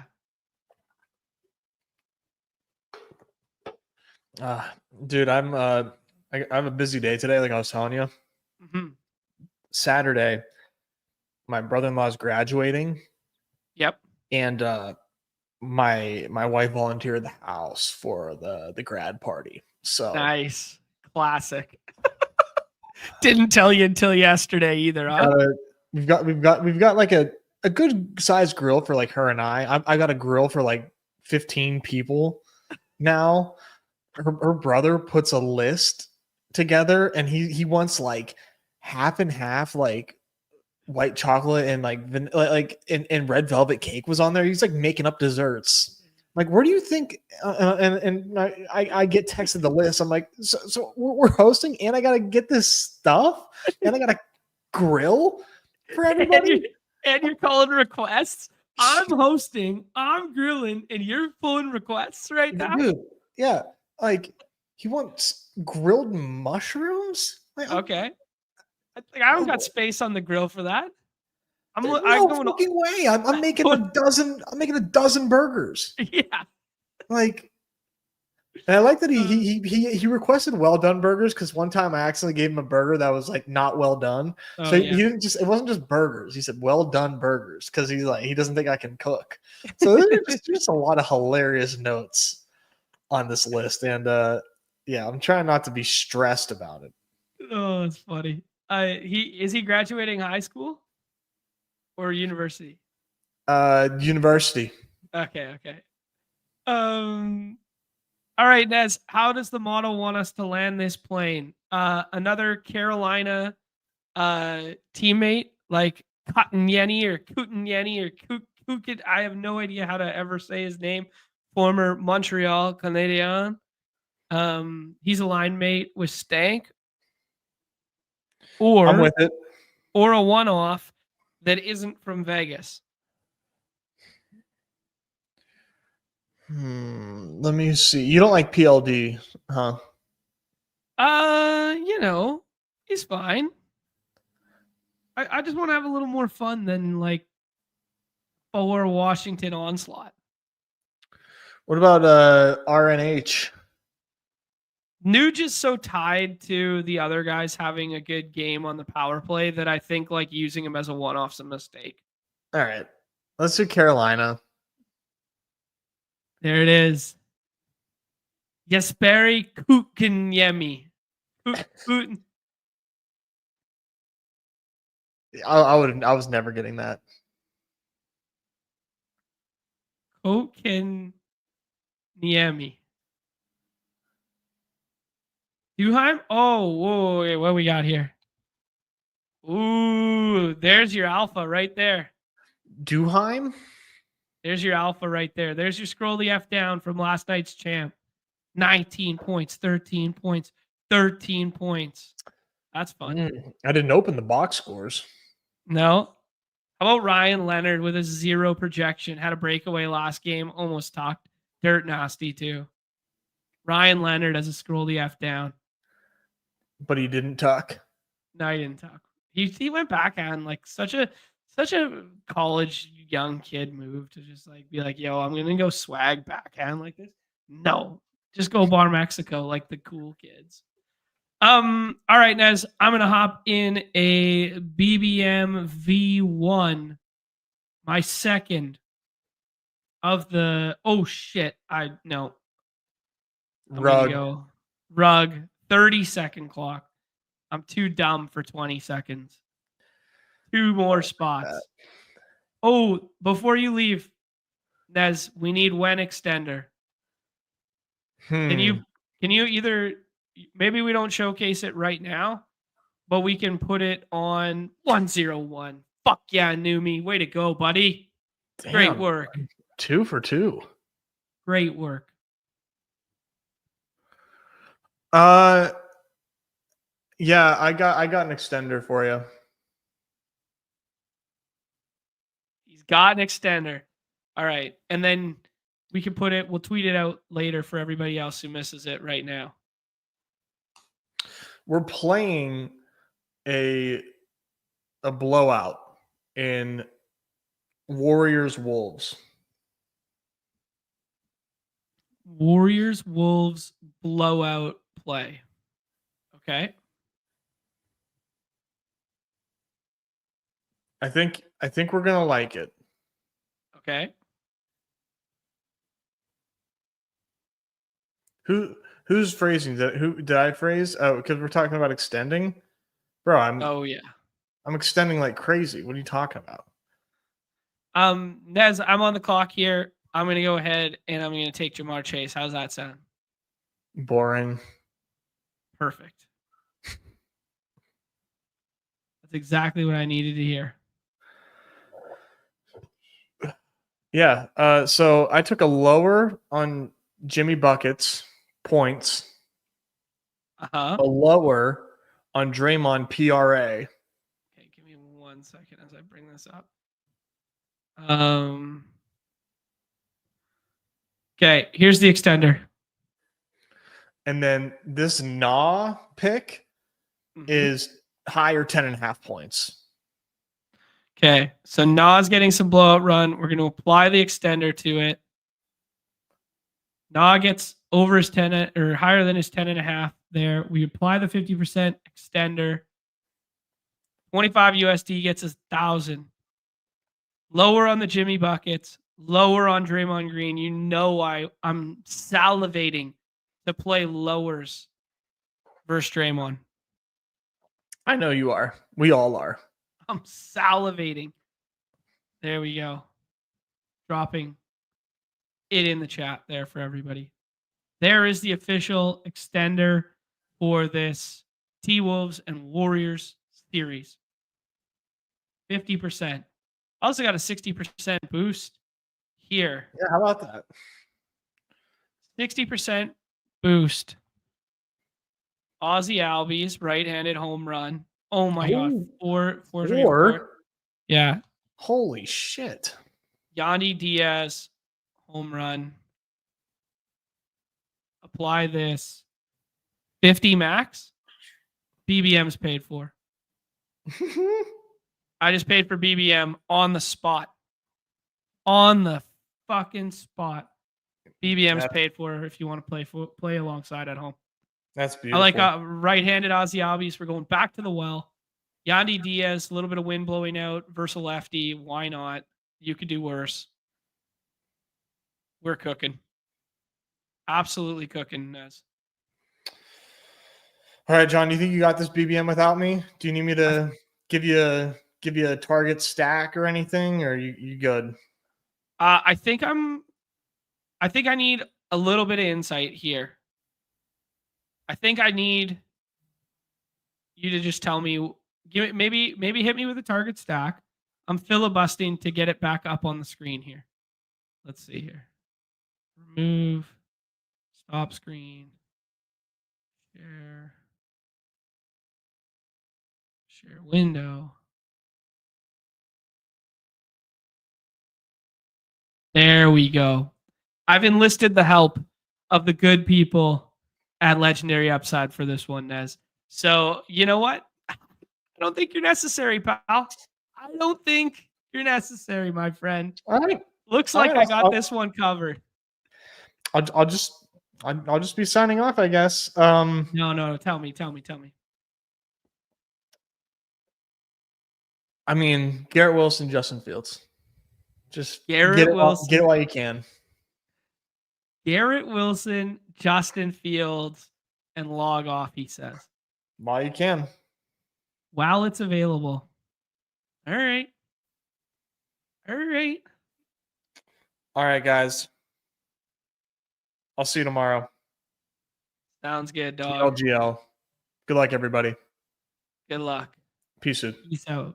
Congrats on the win. Thank you, sir. All right. Nez is out of here. The riffraff is gone. I got my own model now. Damn right.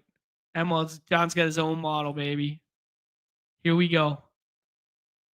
We brought in the Legendary Upside here. What do you guys think? Is that good? Can you guys see everything? I got to mess around with this thing a little bit. Oh, shoot. What happened there? What did I click on? Active. There we go. Bring that bad boy back up. And then if you double click this, it snaps back to there. Double click that, it snaps back to there. Perfect. Okay. So we can go ahead and put that in the queue for the sidekick. And that'll be our spot for it. And then we can put it down there when it's not. Beautiful. Wow, this thing's slick. That thing is so fucking smooth. Respect. Love that. Yeah, first couple drafts messing around with the sidekick here. I think it's going to be a good part of my process this year. I mean, even if I don't always follow it, it's a bit of a bit for me to just not wave it. But yeah. Garrett Wilson goes. So there goes Nez's plan. If Jumfrey doesn't take T. Higgins, son of a... Jumfrey, I thought we were friends, man. I thought we were friends. Holy... I thought we were friends. We could do a little Chase Brown stacky stack. It's crazy to see his ADP on the left-hand side of the board compared to the right-hand side of the board earlier this season. Like people were telling me I couldn't draft Chase Brown when we were doing the big board. stuff on the right-hand side of the board, and now he's going to find his way to the left-hand side of the board. All right. We could do a little set up the double stack for Marv Harrison. We could do Bucky Irving because the sidekick's telling me to do Bucky Irving. Or we could go with our heart and play the GD hits, and we should take Jackson, Smith, and Jigba. Let's go. We're playing the hits out here. We're playing the hits. Trey McBuckets, Trey McDust, a.k.a. Trey McGronk. Jumfrey saying, sorry, spin zone. 2 teammates this early is bad, so he helped us. Bullshit. All right. Let's see what we're working with here. Bucky Irving. Man, we got to learn us some football a little early now. I have not been doing a ton of these. I did not do a ton of the big board stuff because we're so focused on the multi-sport stuff. I did throw out a tweet earlier today that I do find it really funny that everybody's an expert in like these best ball things and they only do like 50 to 100 drafts a year and we do like 100 drafts a day, like 200 drafts a day. And then they come in here and they make sweeping conclusions based on 6 slates or 5 slates worth of samples. I do find it hilarious. I mean, think of how many baseball slates and how many basketball slates we've done on the program. And like, we know the foundationary principles, but we still don't know like definitively what's the best stack size in baseball relative to the slate size. Like, we still don't definitively know based on the data that we have. And we have like 3+, I would say we have like 162 games a year, multiple slates. I'd say we probably have almost 1,500 MLB slates worth of data if we wanted to go back and get it all. And we still don't know. Should we draft a 3-1-1? Should we draft a 3-2? Should we draft a 4-1? Should we 5-man onslaught? Like, we don't definitively know the correct answer to that yet. We know exactly how roster construction should be and how to value the running backs and the quarterbacks based on 5 years of data in BBM. It's like, no. Actually, it's a very fucking complicated game. Oh, no. Austin's telling me the O's stink. Fuck. All right. I'm dead. I'm dead on the morning slate then. Because I played nothing but Baltimore bounce back. And yeah, they are down 5-2. Boston's got 4 runs and the Royals got 2 runs. So you hate to see it. I think we're going to get skunked in the morning slate yet again by the looks of it. Oh, well. All right. We'll have to get it back. Orioles about to be 10 games under 500. Wow. I did not have that one in on the bingo card. James Cook's going at 38. Terry McLaurin goes at 33. That feels like this is going to be a popular, 3rd/4th round stack right there. Yeah. I wonder if that's going to push up later in draft season. Garrett Wilson's pretty polarizing right now. People love it or hate it. Chase Brown, similarly. Derrick Henry over Christian McCaffrey is probably not going to be me this year. Who do you guys like more? Who do you like more this year? Just for this year alone. Travis Hunter or Tet? Who do you guys prefer? Hey, Deep Sea. Anytime you can start 2 running back, 2 quarterback with an unstacked Joe Burrow when there's 3 pieces of Cincinnati already drafted on the left-hand side of the board, you got to do it. You got to fucking do it. You got to do it, bud. Holy smokes. Wow, Kyron Williams falling all the way to 43 now. That's a kind of a fun 1v1, this Hampton versus Kyron Williams.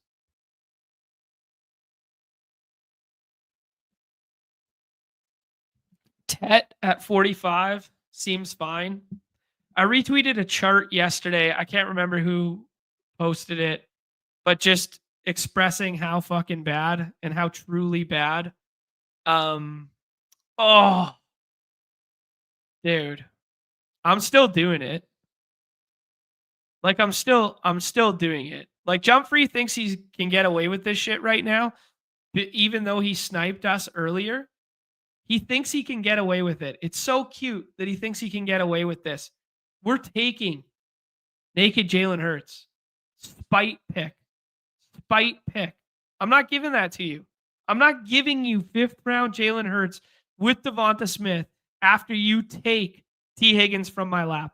You rip T. Higgins from me. And then you expect me to give you that little cheeky GM early in the draft season? No chance. Absolutely nin chance. Let's take DK Metcalf. DK Metcalf's a pretty polarizing rank right now. I'm anticipating Aaron Rodgers going there. Let's take DK Metcalf. If Aaron Rodgers goes to Pittsburgh tomorrow, where's DK Metcalf's ADP without George Pickens there now? Where's DK Metcalf's ADP? Aaron Rodgers and DK Metcalf as a tandem. Do you think Aaron Rodgers doesn't want to go there now that they got rid of George Pickens? Or do you think they're just clearing up a little cap space to bring over Allen Lazard and Randall Cobb for Aaron Rodgers? Could you imagine? Jameson Williams. I did hear some Galbrain stuff yesterday. Jameson Williams, everybody was talking about being a potential trade guy so that they don't pay him in the future, get something for him now, yada, yada. They were talking about him being potentially that guy. I did hear some Galbrain trade Jameson Williams away and then, add Gabe Davis, who just got cut, as like the replacement. I don't know. Not crazy. Walt said, Coach Speak Discord said Lazard was in conversations with the Steelers. I mean, it's too Aaron Rodgers. It is too Aaron Rodgers. Walt saying he loves naked Hurts with Chase /T stacks. Feels contrarian. That's kind of fun. Cheeky scroll the F down quarterback to round out with Hurts. Darnold /Milrow. Not terrible. Could do that with this Jackson Smith and Jigba team. Why not? Yeah, we do got beef, but you started it, man. Jumfrey telling me we got beef. That's like, you started it, man. We're all looking for the guy. Another spin zone. I already have Saquon, so I don't want the tush push merchant anyways. That's kind of funny. Yeah, your team probably is better off without him.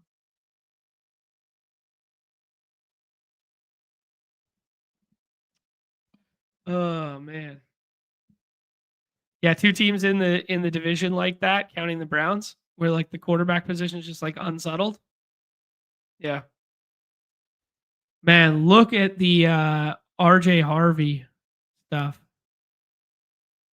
Wow, Tigers already got 7 runs in 2 innings. Jeez. Yeah, Jet, roll the tape back. We did baseball last hour or so. Full team by team breakdown baseball. So roll the tape back, my friend. Tough slate today on a 4-gamer. Admittedly, not my favorite of the slate styles.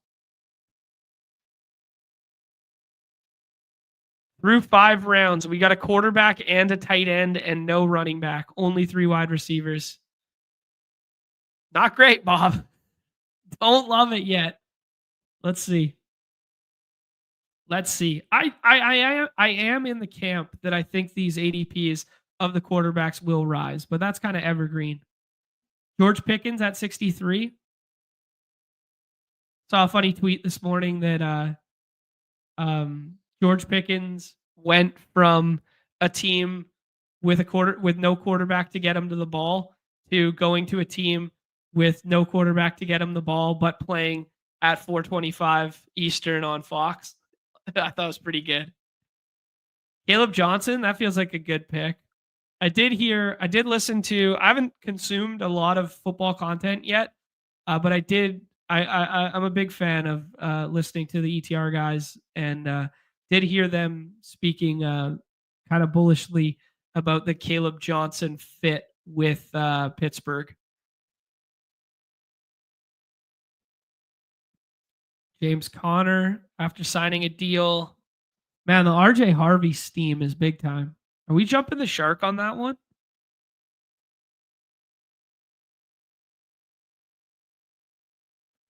This Jordan Addison price tag feels phenomenal. Am I snoozing? That's all just quarterback play, right? Yeah, Steven's saying that the RJ Harvey stuff on the big board was around 200. I mean, he's a converted quarterback who's 24 years old. Nobody thought he was going to be a big time prospect. Like they thought he was a good running back. He's the UCF kid, right? I'm not totally in the dark on this stuff. Yeah, suspension built in. There you go. Yeah. Okay. That makes more sense. The suspension built in makes a little more sense then. All right. We need some running backs. The sidekick thinks we need some running backs. It's interesting to see Golden going ahead of Jaden Reed. Jaden Reed also gives us like a backstack out at a quarterback. So does Jacoby. I think we take Judkins because it's fun, right? 2 drafts in, we've got 2 Judkins shares now. We could take Montgomery or Pollard, or we can wait on running back for like the next little pocket. And you know who I'm thinking of. Jaden Reed or David Montgomery? Let's take David Montgomery. David Montgomery's just going to what? He's just going to score 16 touchdowns again. He's going to score 15 touchdowns for us. Yeah. Yeah, he is.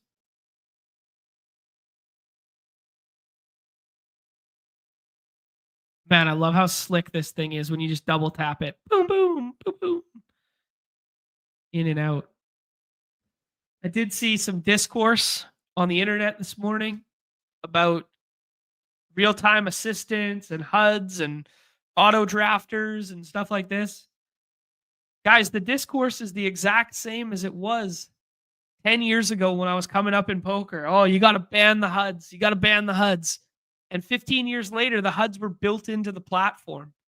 So you're more likely to get,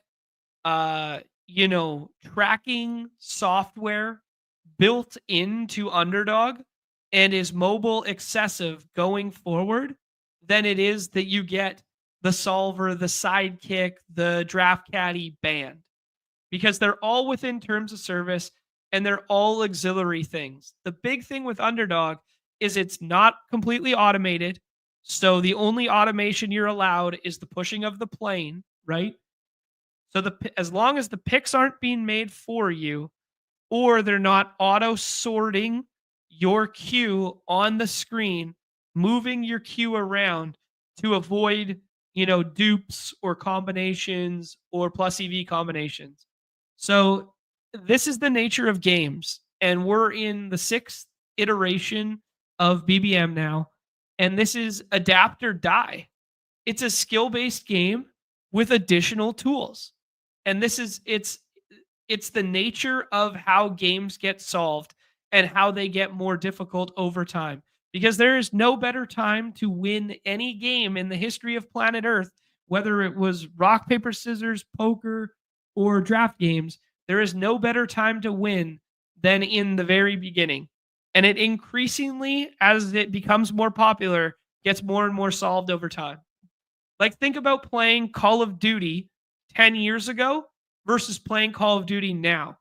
You need like 10 years of experience not only in the physical hands and that sort of stuff, you need the cognitive experience of how the weapon classes work and how leveling your guns and stuff like that. Like I feel like a dinosaur if I ever log on to the Xbox and play a little Call of Duty now comparative to what it once was, right?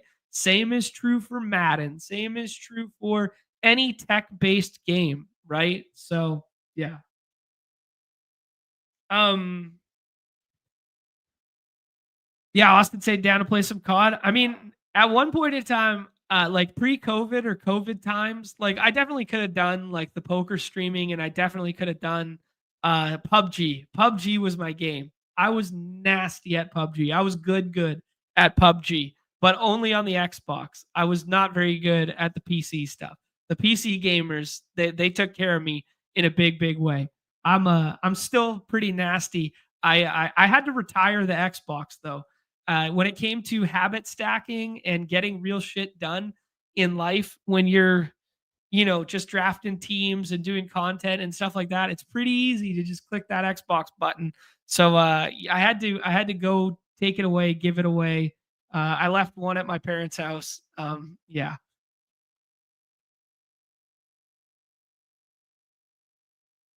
Ooh, pitch saying, speaking of COD, Underdog should add some Call of Duty League drafts.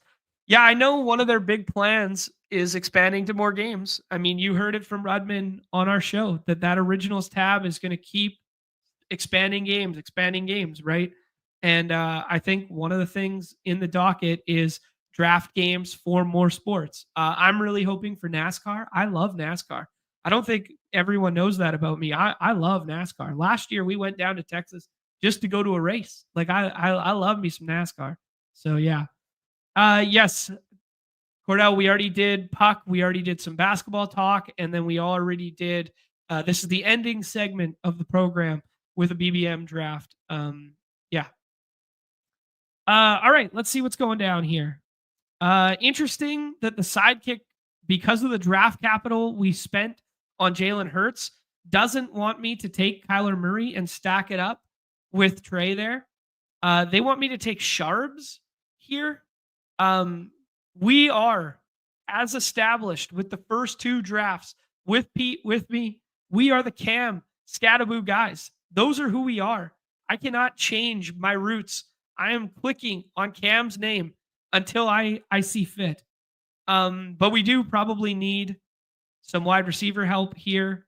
Jaden Higgins feels fun with the injury to Tank and the removal of Stephon Diggs. Trey Harris feels fun.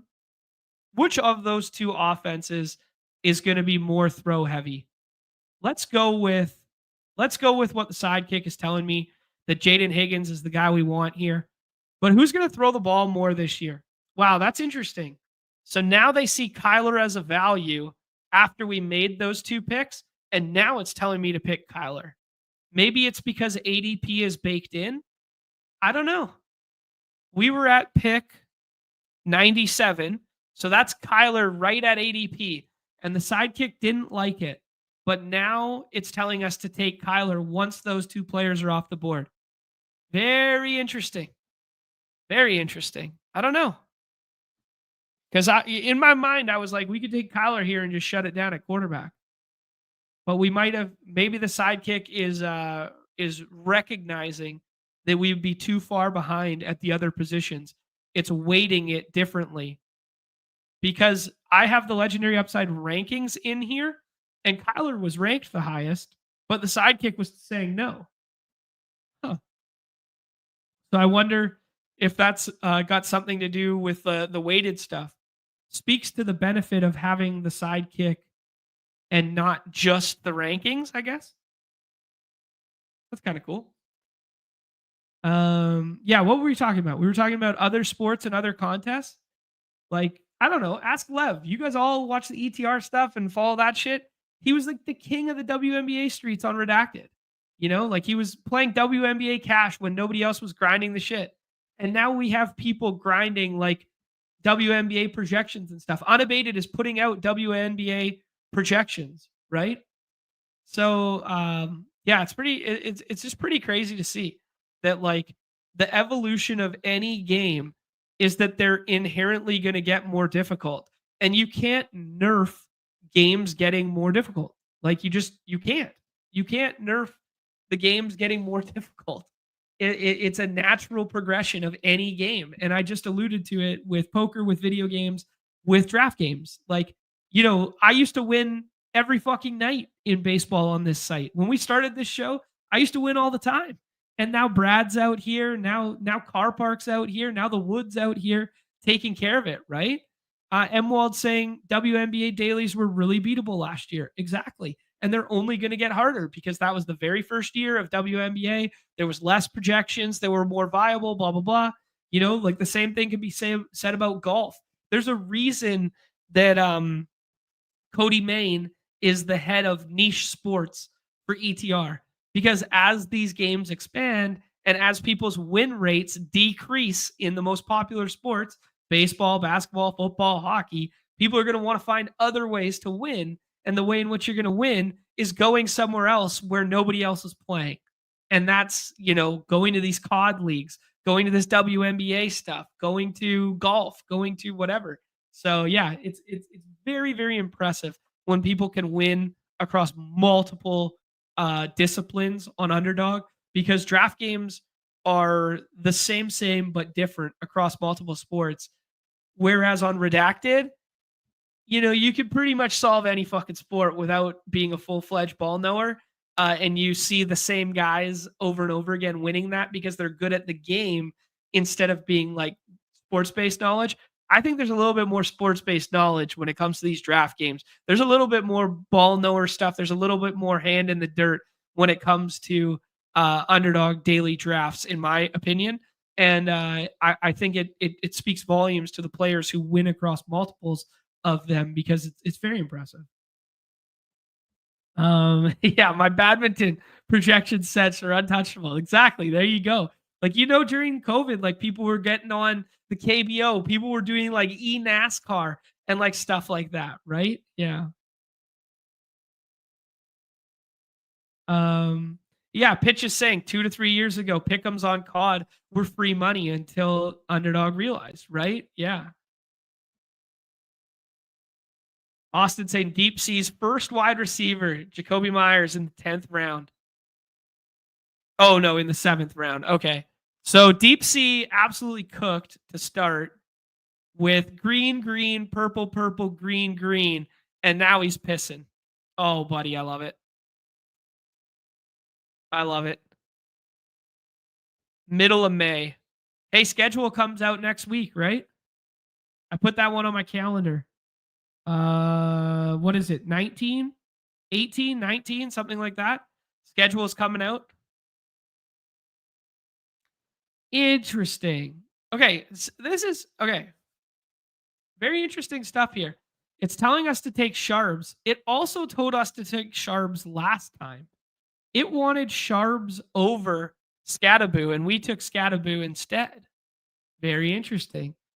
I kind of regret not taking Jaden Reed now and doing a little Jordan Love thing, but we did do the Higgins thing, so we can do the CJ Stroud thing. That seems fine.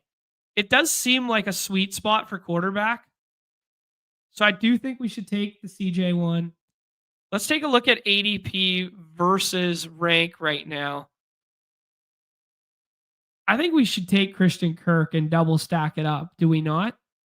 This is telling me to take Jalen Noel. But like, he's buried, is he not? Yeah, like we can get him later, no? All right, let's take Sharps. Let's see. This is some experimentation for us with the sidekick, with what's going on out here. Here's a 2-4-4-1 start. It's only going to be 2 quarterback and 2 tight end. It's probably going to be 6 running back. Maybe 5. No, it's going to be 6 running back. Because we got Chase too. Like these weak wide receiver rooms, weak in quotations. Like we got Chase and JSN and DK. Like that's not weak. even though we spent 4 of the last 5 picks on non-wide receiver. Or I guess 5 of the last 6 picks on non-wide receiver. Okay. Let's see if Noel comes back.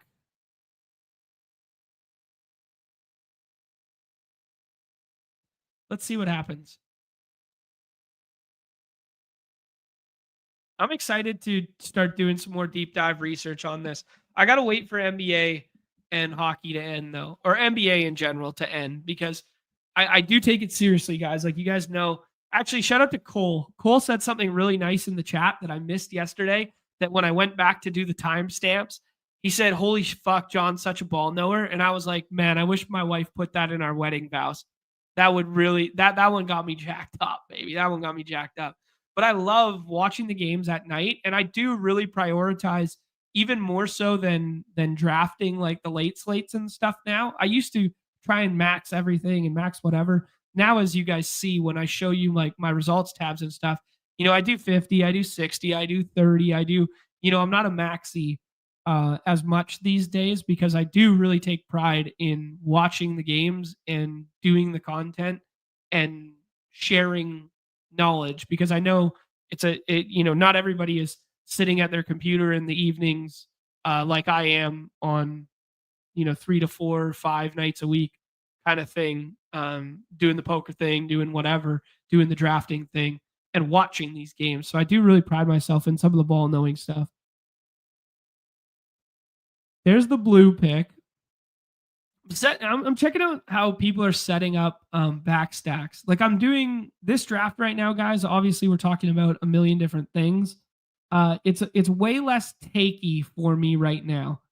Like I'm gonna have to go back and watch some of Davis's streams, some of Pat's streams, some more of the Best Ball Breakfast to just have a better feel for these pockets in the draft, because I'm kind of learning them on the fly right now, and I'm very reliant on the sidekick and what you guys are sharing in the chat and stuff. But yeah, Amax breaking down the golf in the chat here. Pitch is saying that the chat right now is starting an esports movement. I could get on board with that. My cousins tried to get me to go to Dota.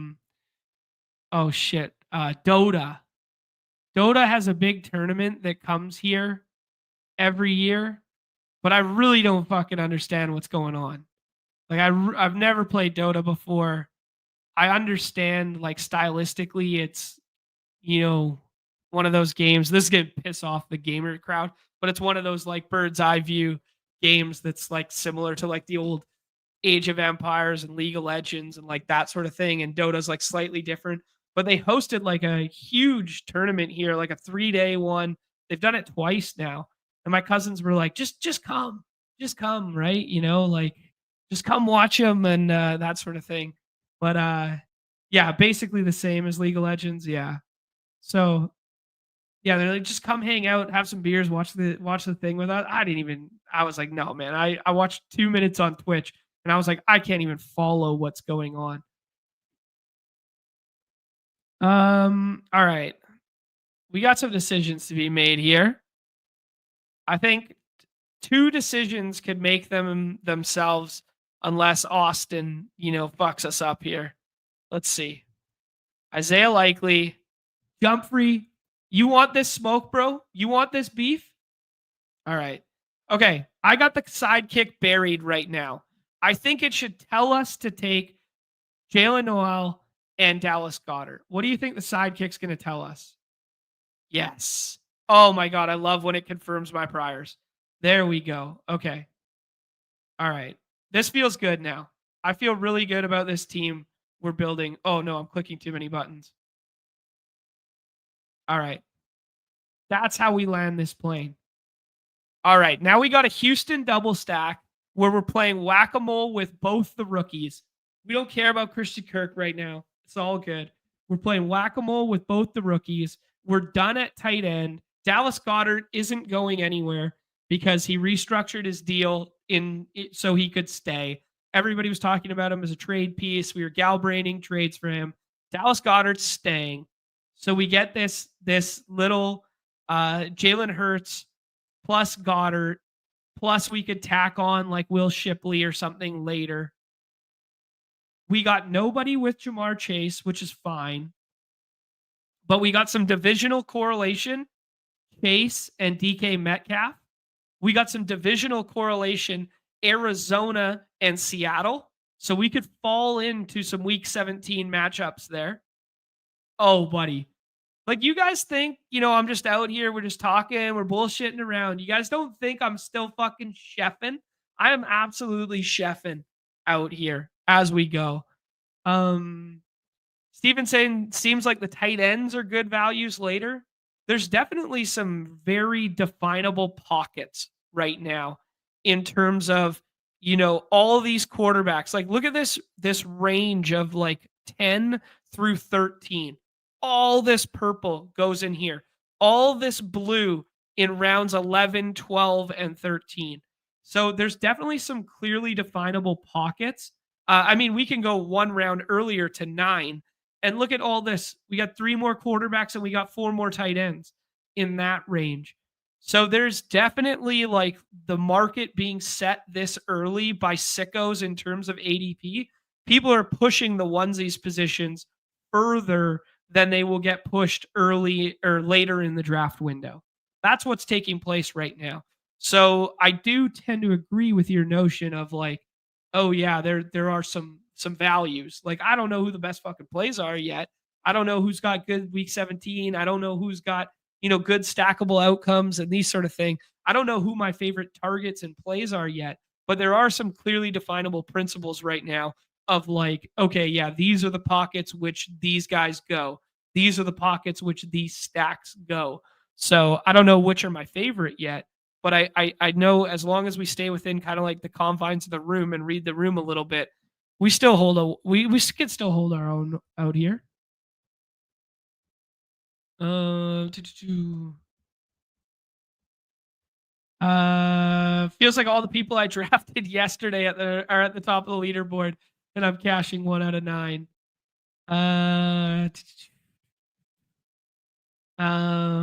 Jump Free saying he's got to run. Appreciate you being here, my friend. But glad that we got Goddard and we can be friends again. Much respect. People want MMA. Yeah, MMA feels good. MMA feels good.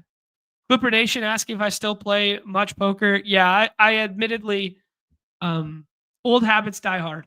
Old habits die hard. When I'm sitting and I'm watching, games or I'm just hanging out or whatever, if my wife isn't home or we don't have plans for the evening or I'm not, sports or exercise or something like that, I'm almost always sitting and playing while I watch, even though I'm not nearly as good as I once was, even though I know some of the sites have bots and RTA and stuff that it's hard for me to compete against. I'm almost always 2 or 3 tabling when I'm just like watching one game. If I'm watching like 3 or 4 games and I'm prioritizing the games that I'm watching, then I'll probably have like one heads up table or something like that going. But yeah, I still bounce around a lot. You can still find me on Stars. You can find me on GG. You can find me on Party. You can find me anywhere. If you look hard enough, you guys will know who I am. I've done a couple streams for the paywall before where I just play like a local Canadian site with no delay because I assume nobody here is also playing on that site, which is, I don't know, maybe a fool's errand. But I maybe we'll do it again some other day. I'm still good. I'm just not. I'm just not as polished and GTO sicko as I once was. I was a cash game monster, man. I was. I don't like to pump my own bags, but like I was one of the best 400 and 500 and basically 200 through 1K NL fast fold players around. I was really good. I was a sponsored player for a couple sites a couple times. That's the history lesson on me. I was not as sick. I was a little bit of a later bloomer too. Like I missed the like absolute poker era. I missed the like the true, like, when Cabby and those guys got really rich era. I missed that. Um I was a little bit younger. But the full tilt boom and that sort of thing. Okay. We are being told that we need to be chalk donks here by the sidekick. I think this is where we start getting a little creative. Do you not? Um, let's do Romeo Dobbs as one. Ah, man, this is I want to get like scrolly. Here's the problem in not knowing the ball. I think the Rico pick is pretty good. Jonathan Brooks got moved to IR today, so like we know he's not going to be a factor this year. Miles Sanders is gone. They prioritized getting Brooks. I know it's good Canadian kids job first. Like Chuba's good. All right. Let's do it. Let's do Rico. I was thinking I wanted to scroll to Braylon Allen there. I'm a little Braylon Allen pilled right now. Like those showdown slate games that we did, like the 2 gamers, the primetime paloozas. Oh, there you go. Braylon Allen goes right after. So I was directionally accurate. Braylon Allen feels like he pushes up a little bit. Copper Price is my guy. What site is this? This is underdogfantasy.com, my friend. Good shit. Yeah, I never really had any tournament success. Never any big time tournament scores or anything like that. Played a lot of live cash in Vegas for a long time too. Like would go down for like World Series and then I'd only play like 3 events. Like I'd play the Monster Stack, I'd play the main, I'd play 1 or 2 other random hold'em events. And then the rest of the time I would just play cash the whole time. And yeah, I mean, I think I could have been better and could have made a lot more money playing poker if I was more dedicated at isolated windows of my life. But I was a big balance guy, you know, like the times in which I was like supernova elite and like that sort of stuff. I was grinding my ass off and I was playing like, 8-10 hour days and stuff, but I was still like smelling the roses and traveling and, having fun in the days that I wasn't full-time grinding. So, whereas like other people were like, this is my one opportunity in life to be like set for life and play all day, every day, whatever. I loved the game, but I didn't love it as much as I love sports and love drafting these games. That's for damn sure. So maybe that had something to do with it.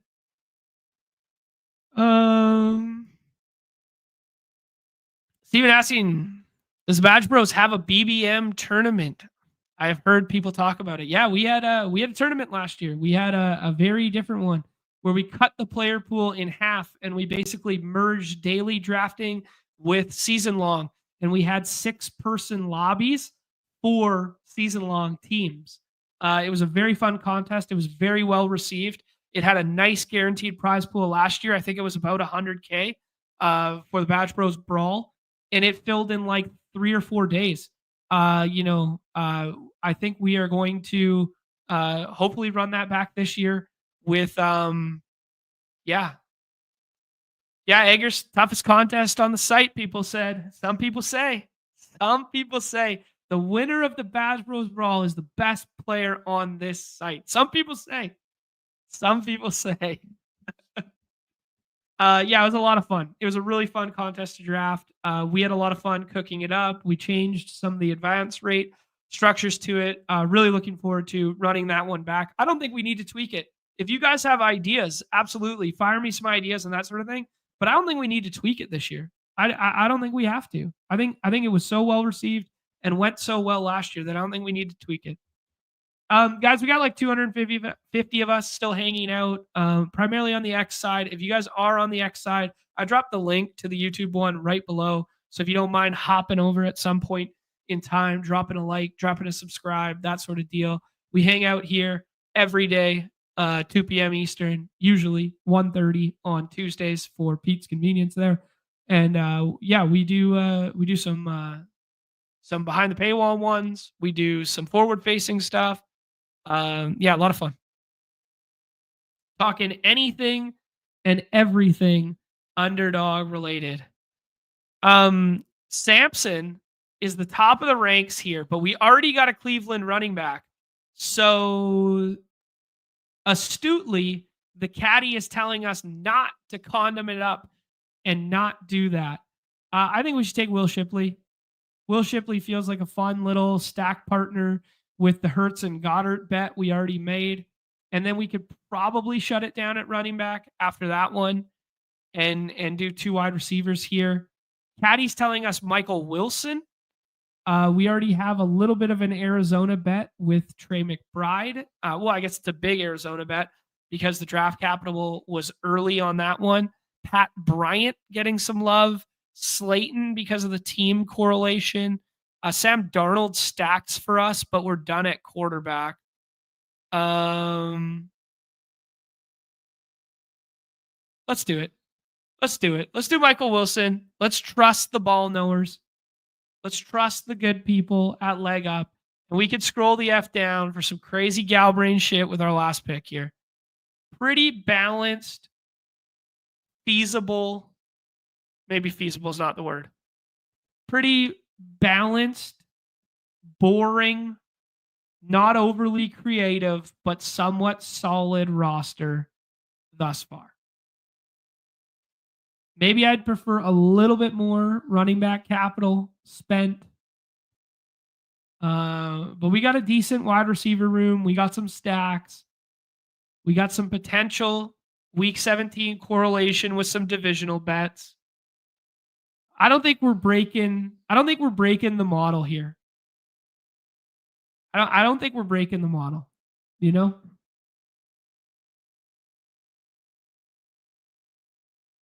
Cover price's sake. Some say winning it twice would be the greatest feat possible. I tend to agree, my friend. I tend to agree it would be the greatest feat possible. Kickers only draft? How about no kickers ever? Oh, man. Freeze on auto. He had to push the plane to end this one. Jerome Ford. That's got to be one of the worst aging price tags on the site since the draft, right? Ford was going. I mean, I haven't gone back and looked at big board versus BBM early, but that one feels like, yeah. People were looking for some CLV on that one. Justice Hill, we've talked about a couple times now coming into play here. Rashard Smith, there's some ball knowing. Scrolling the F down in the Kansas City backfield. I like that. Man, this Braylon Allen price tag has to rise, right? Pat Bryant, people are on. Jalen Royals, people are on. Keenan Allen, man. Keenan Allen feels like I threw him out the other day in the, what were you doing on Monday there? We were doing the sprint contest. Maybe he's not the best in that format, but like I was like, Keenan Allen's ADP was kind of shocking to me. Hopkins is moving up. Tyler Lockett is now being drafted. He wasn't getting drafted, a little bit before. Yoshivas, who went undrafted in our sprint contest.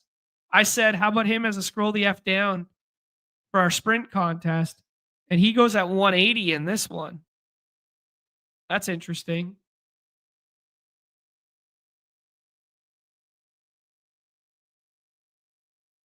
How soon does bonus expire on UD? I think the bonus cash is like, because it's not like an unlockable thing. It's just like utilize it and then convert it.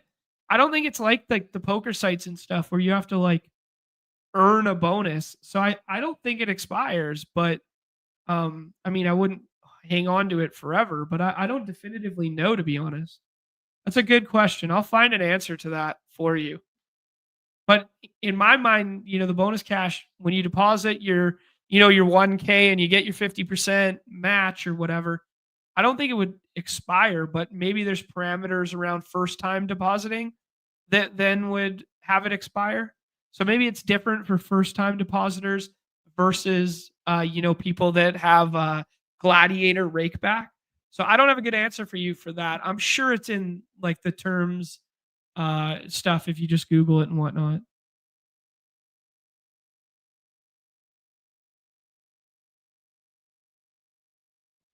Weekly winners drafts have felt more fun not knowing bye weeks. That's one opinion. I think weekly winners, so much of it harps and has to do with the schedules and with buy strategy that right now almost every draft just kind of feels the same until the schedule comes out. That's my take. But yeah, I don't know. There's definitely going to be some combinations that you can get now that you can't get later if you want to be the early sickos in. But yeah. Isaac Tisala. Woo!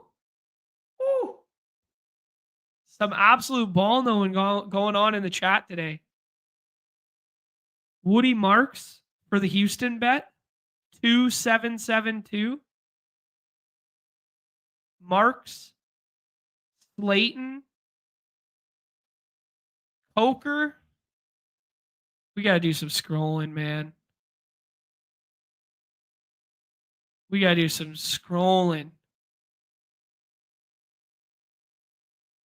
Savion Williams. How about some ball knowing?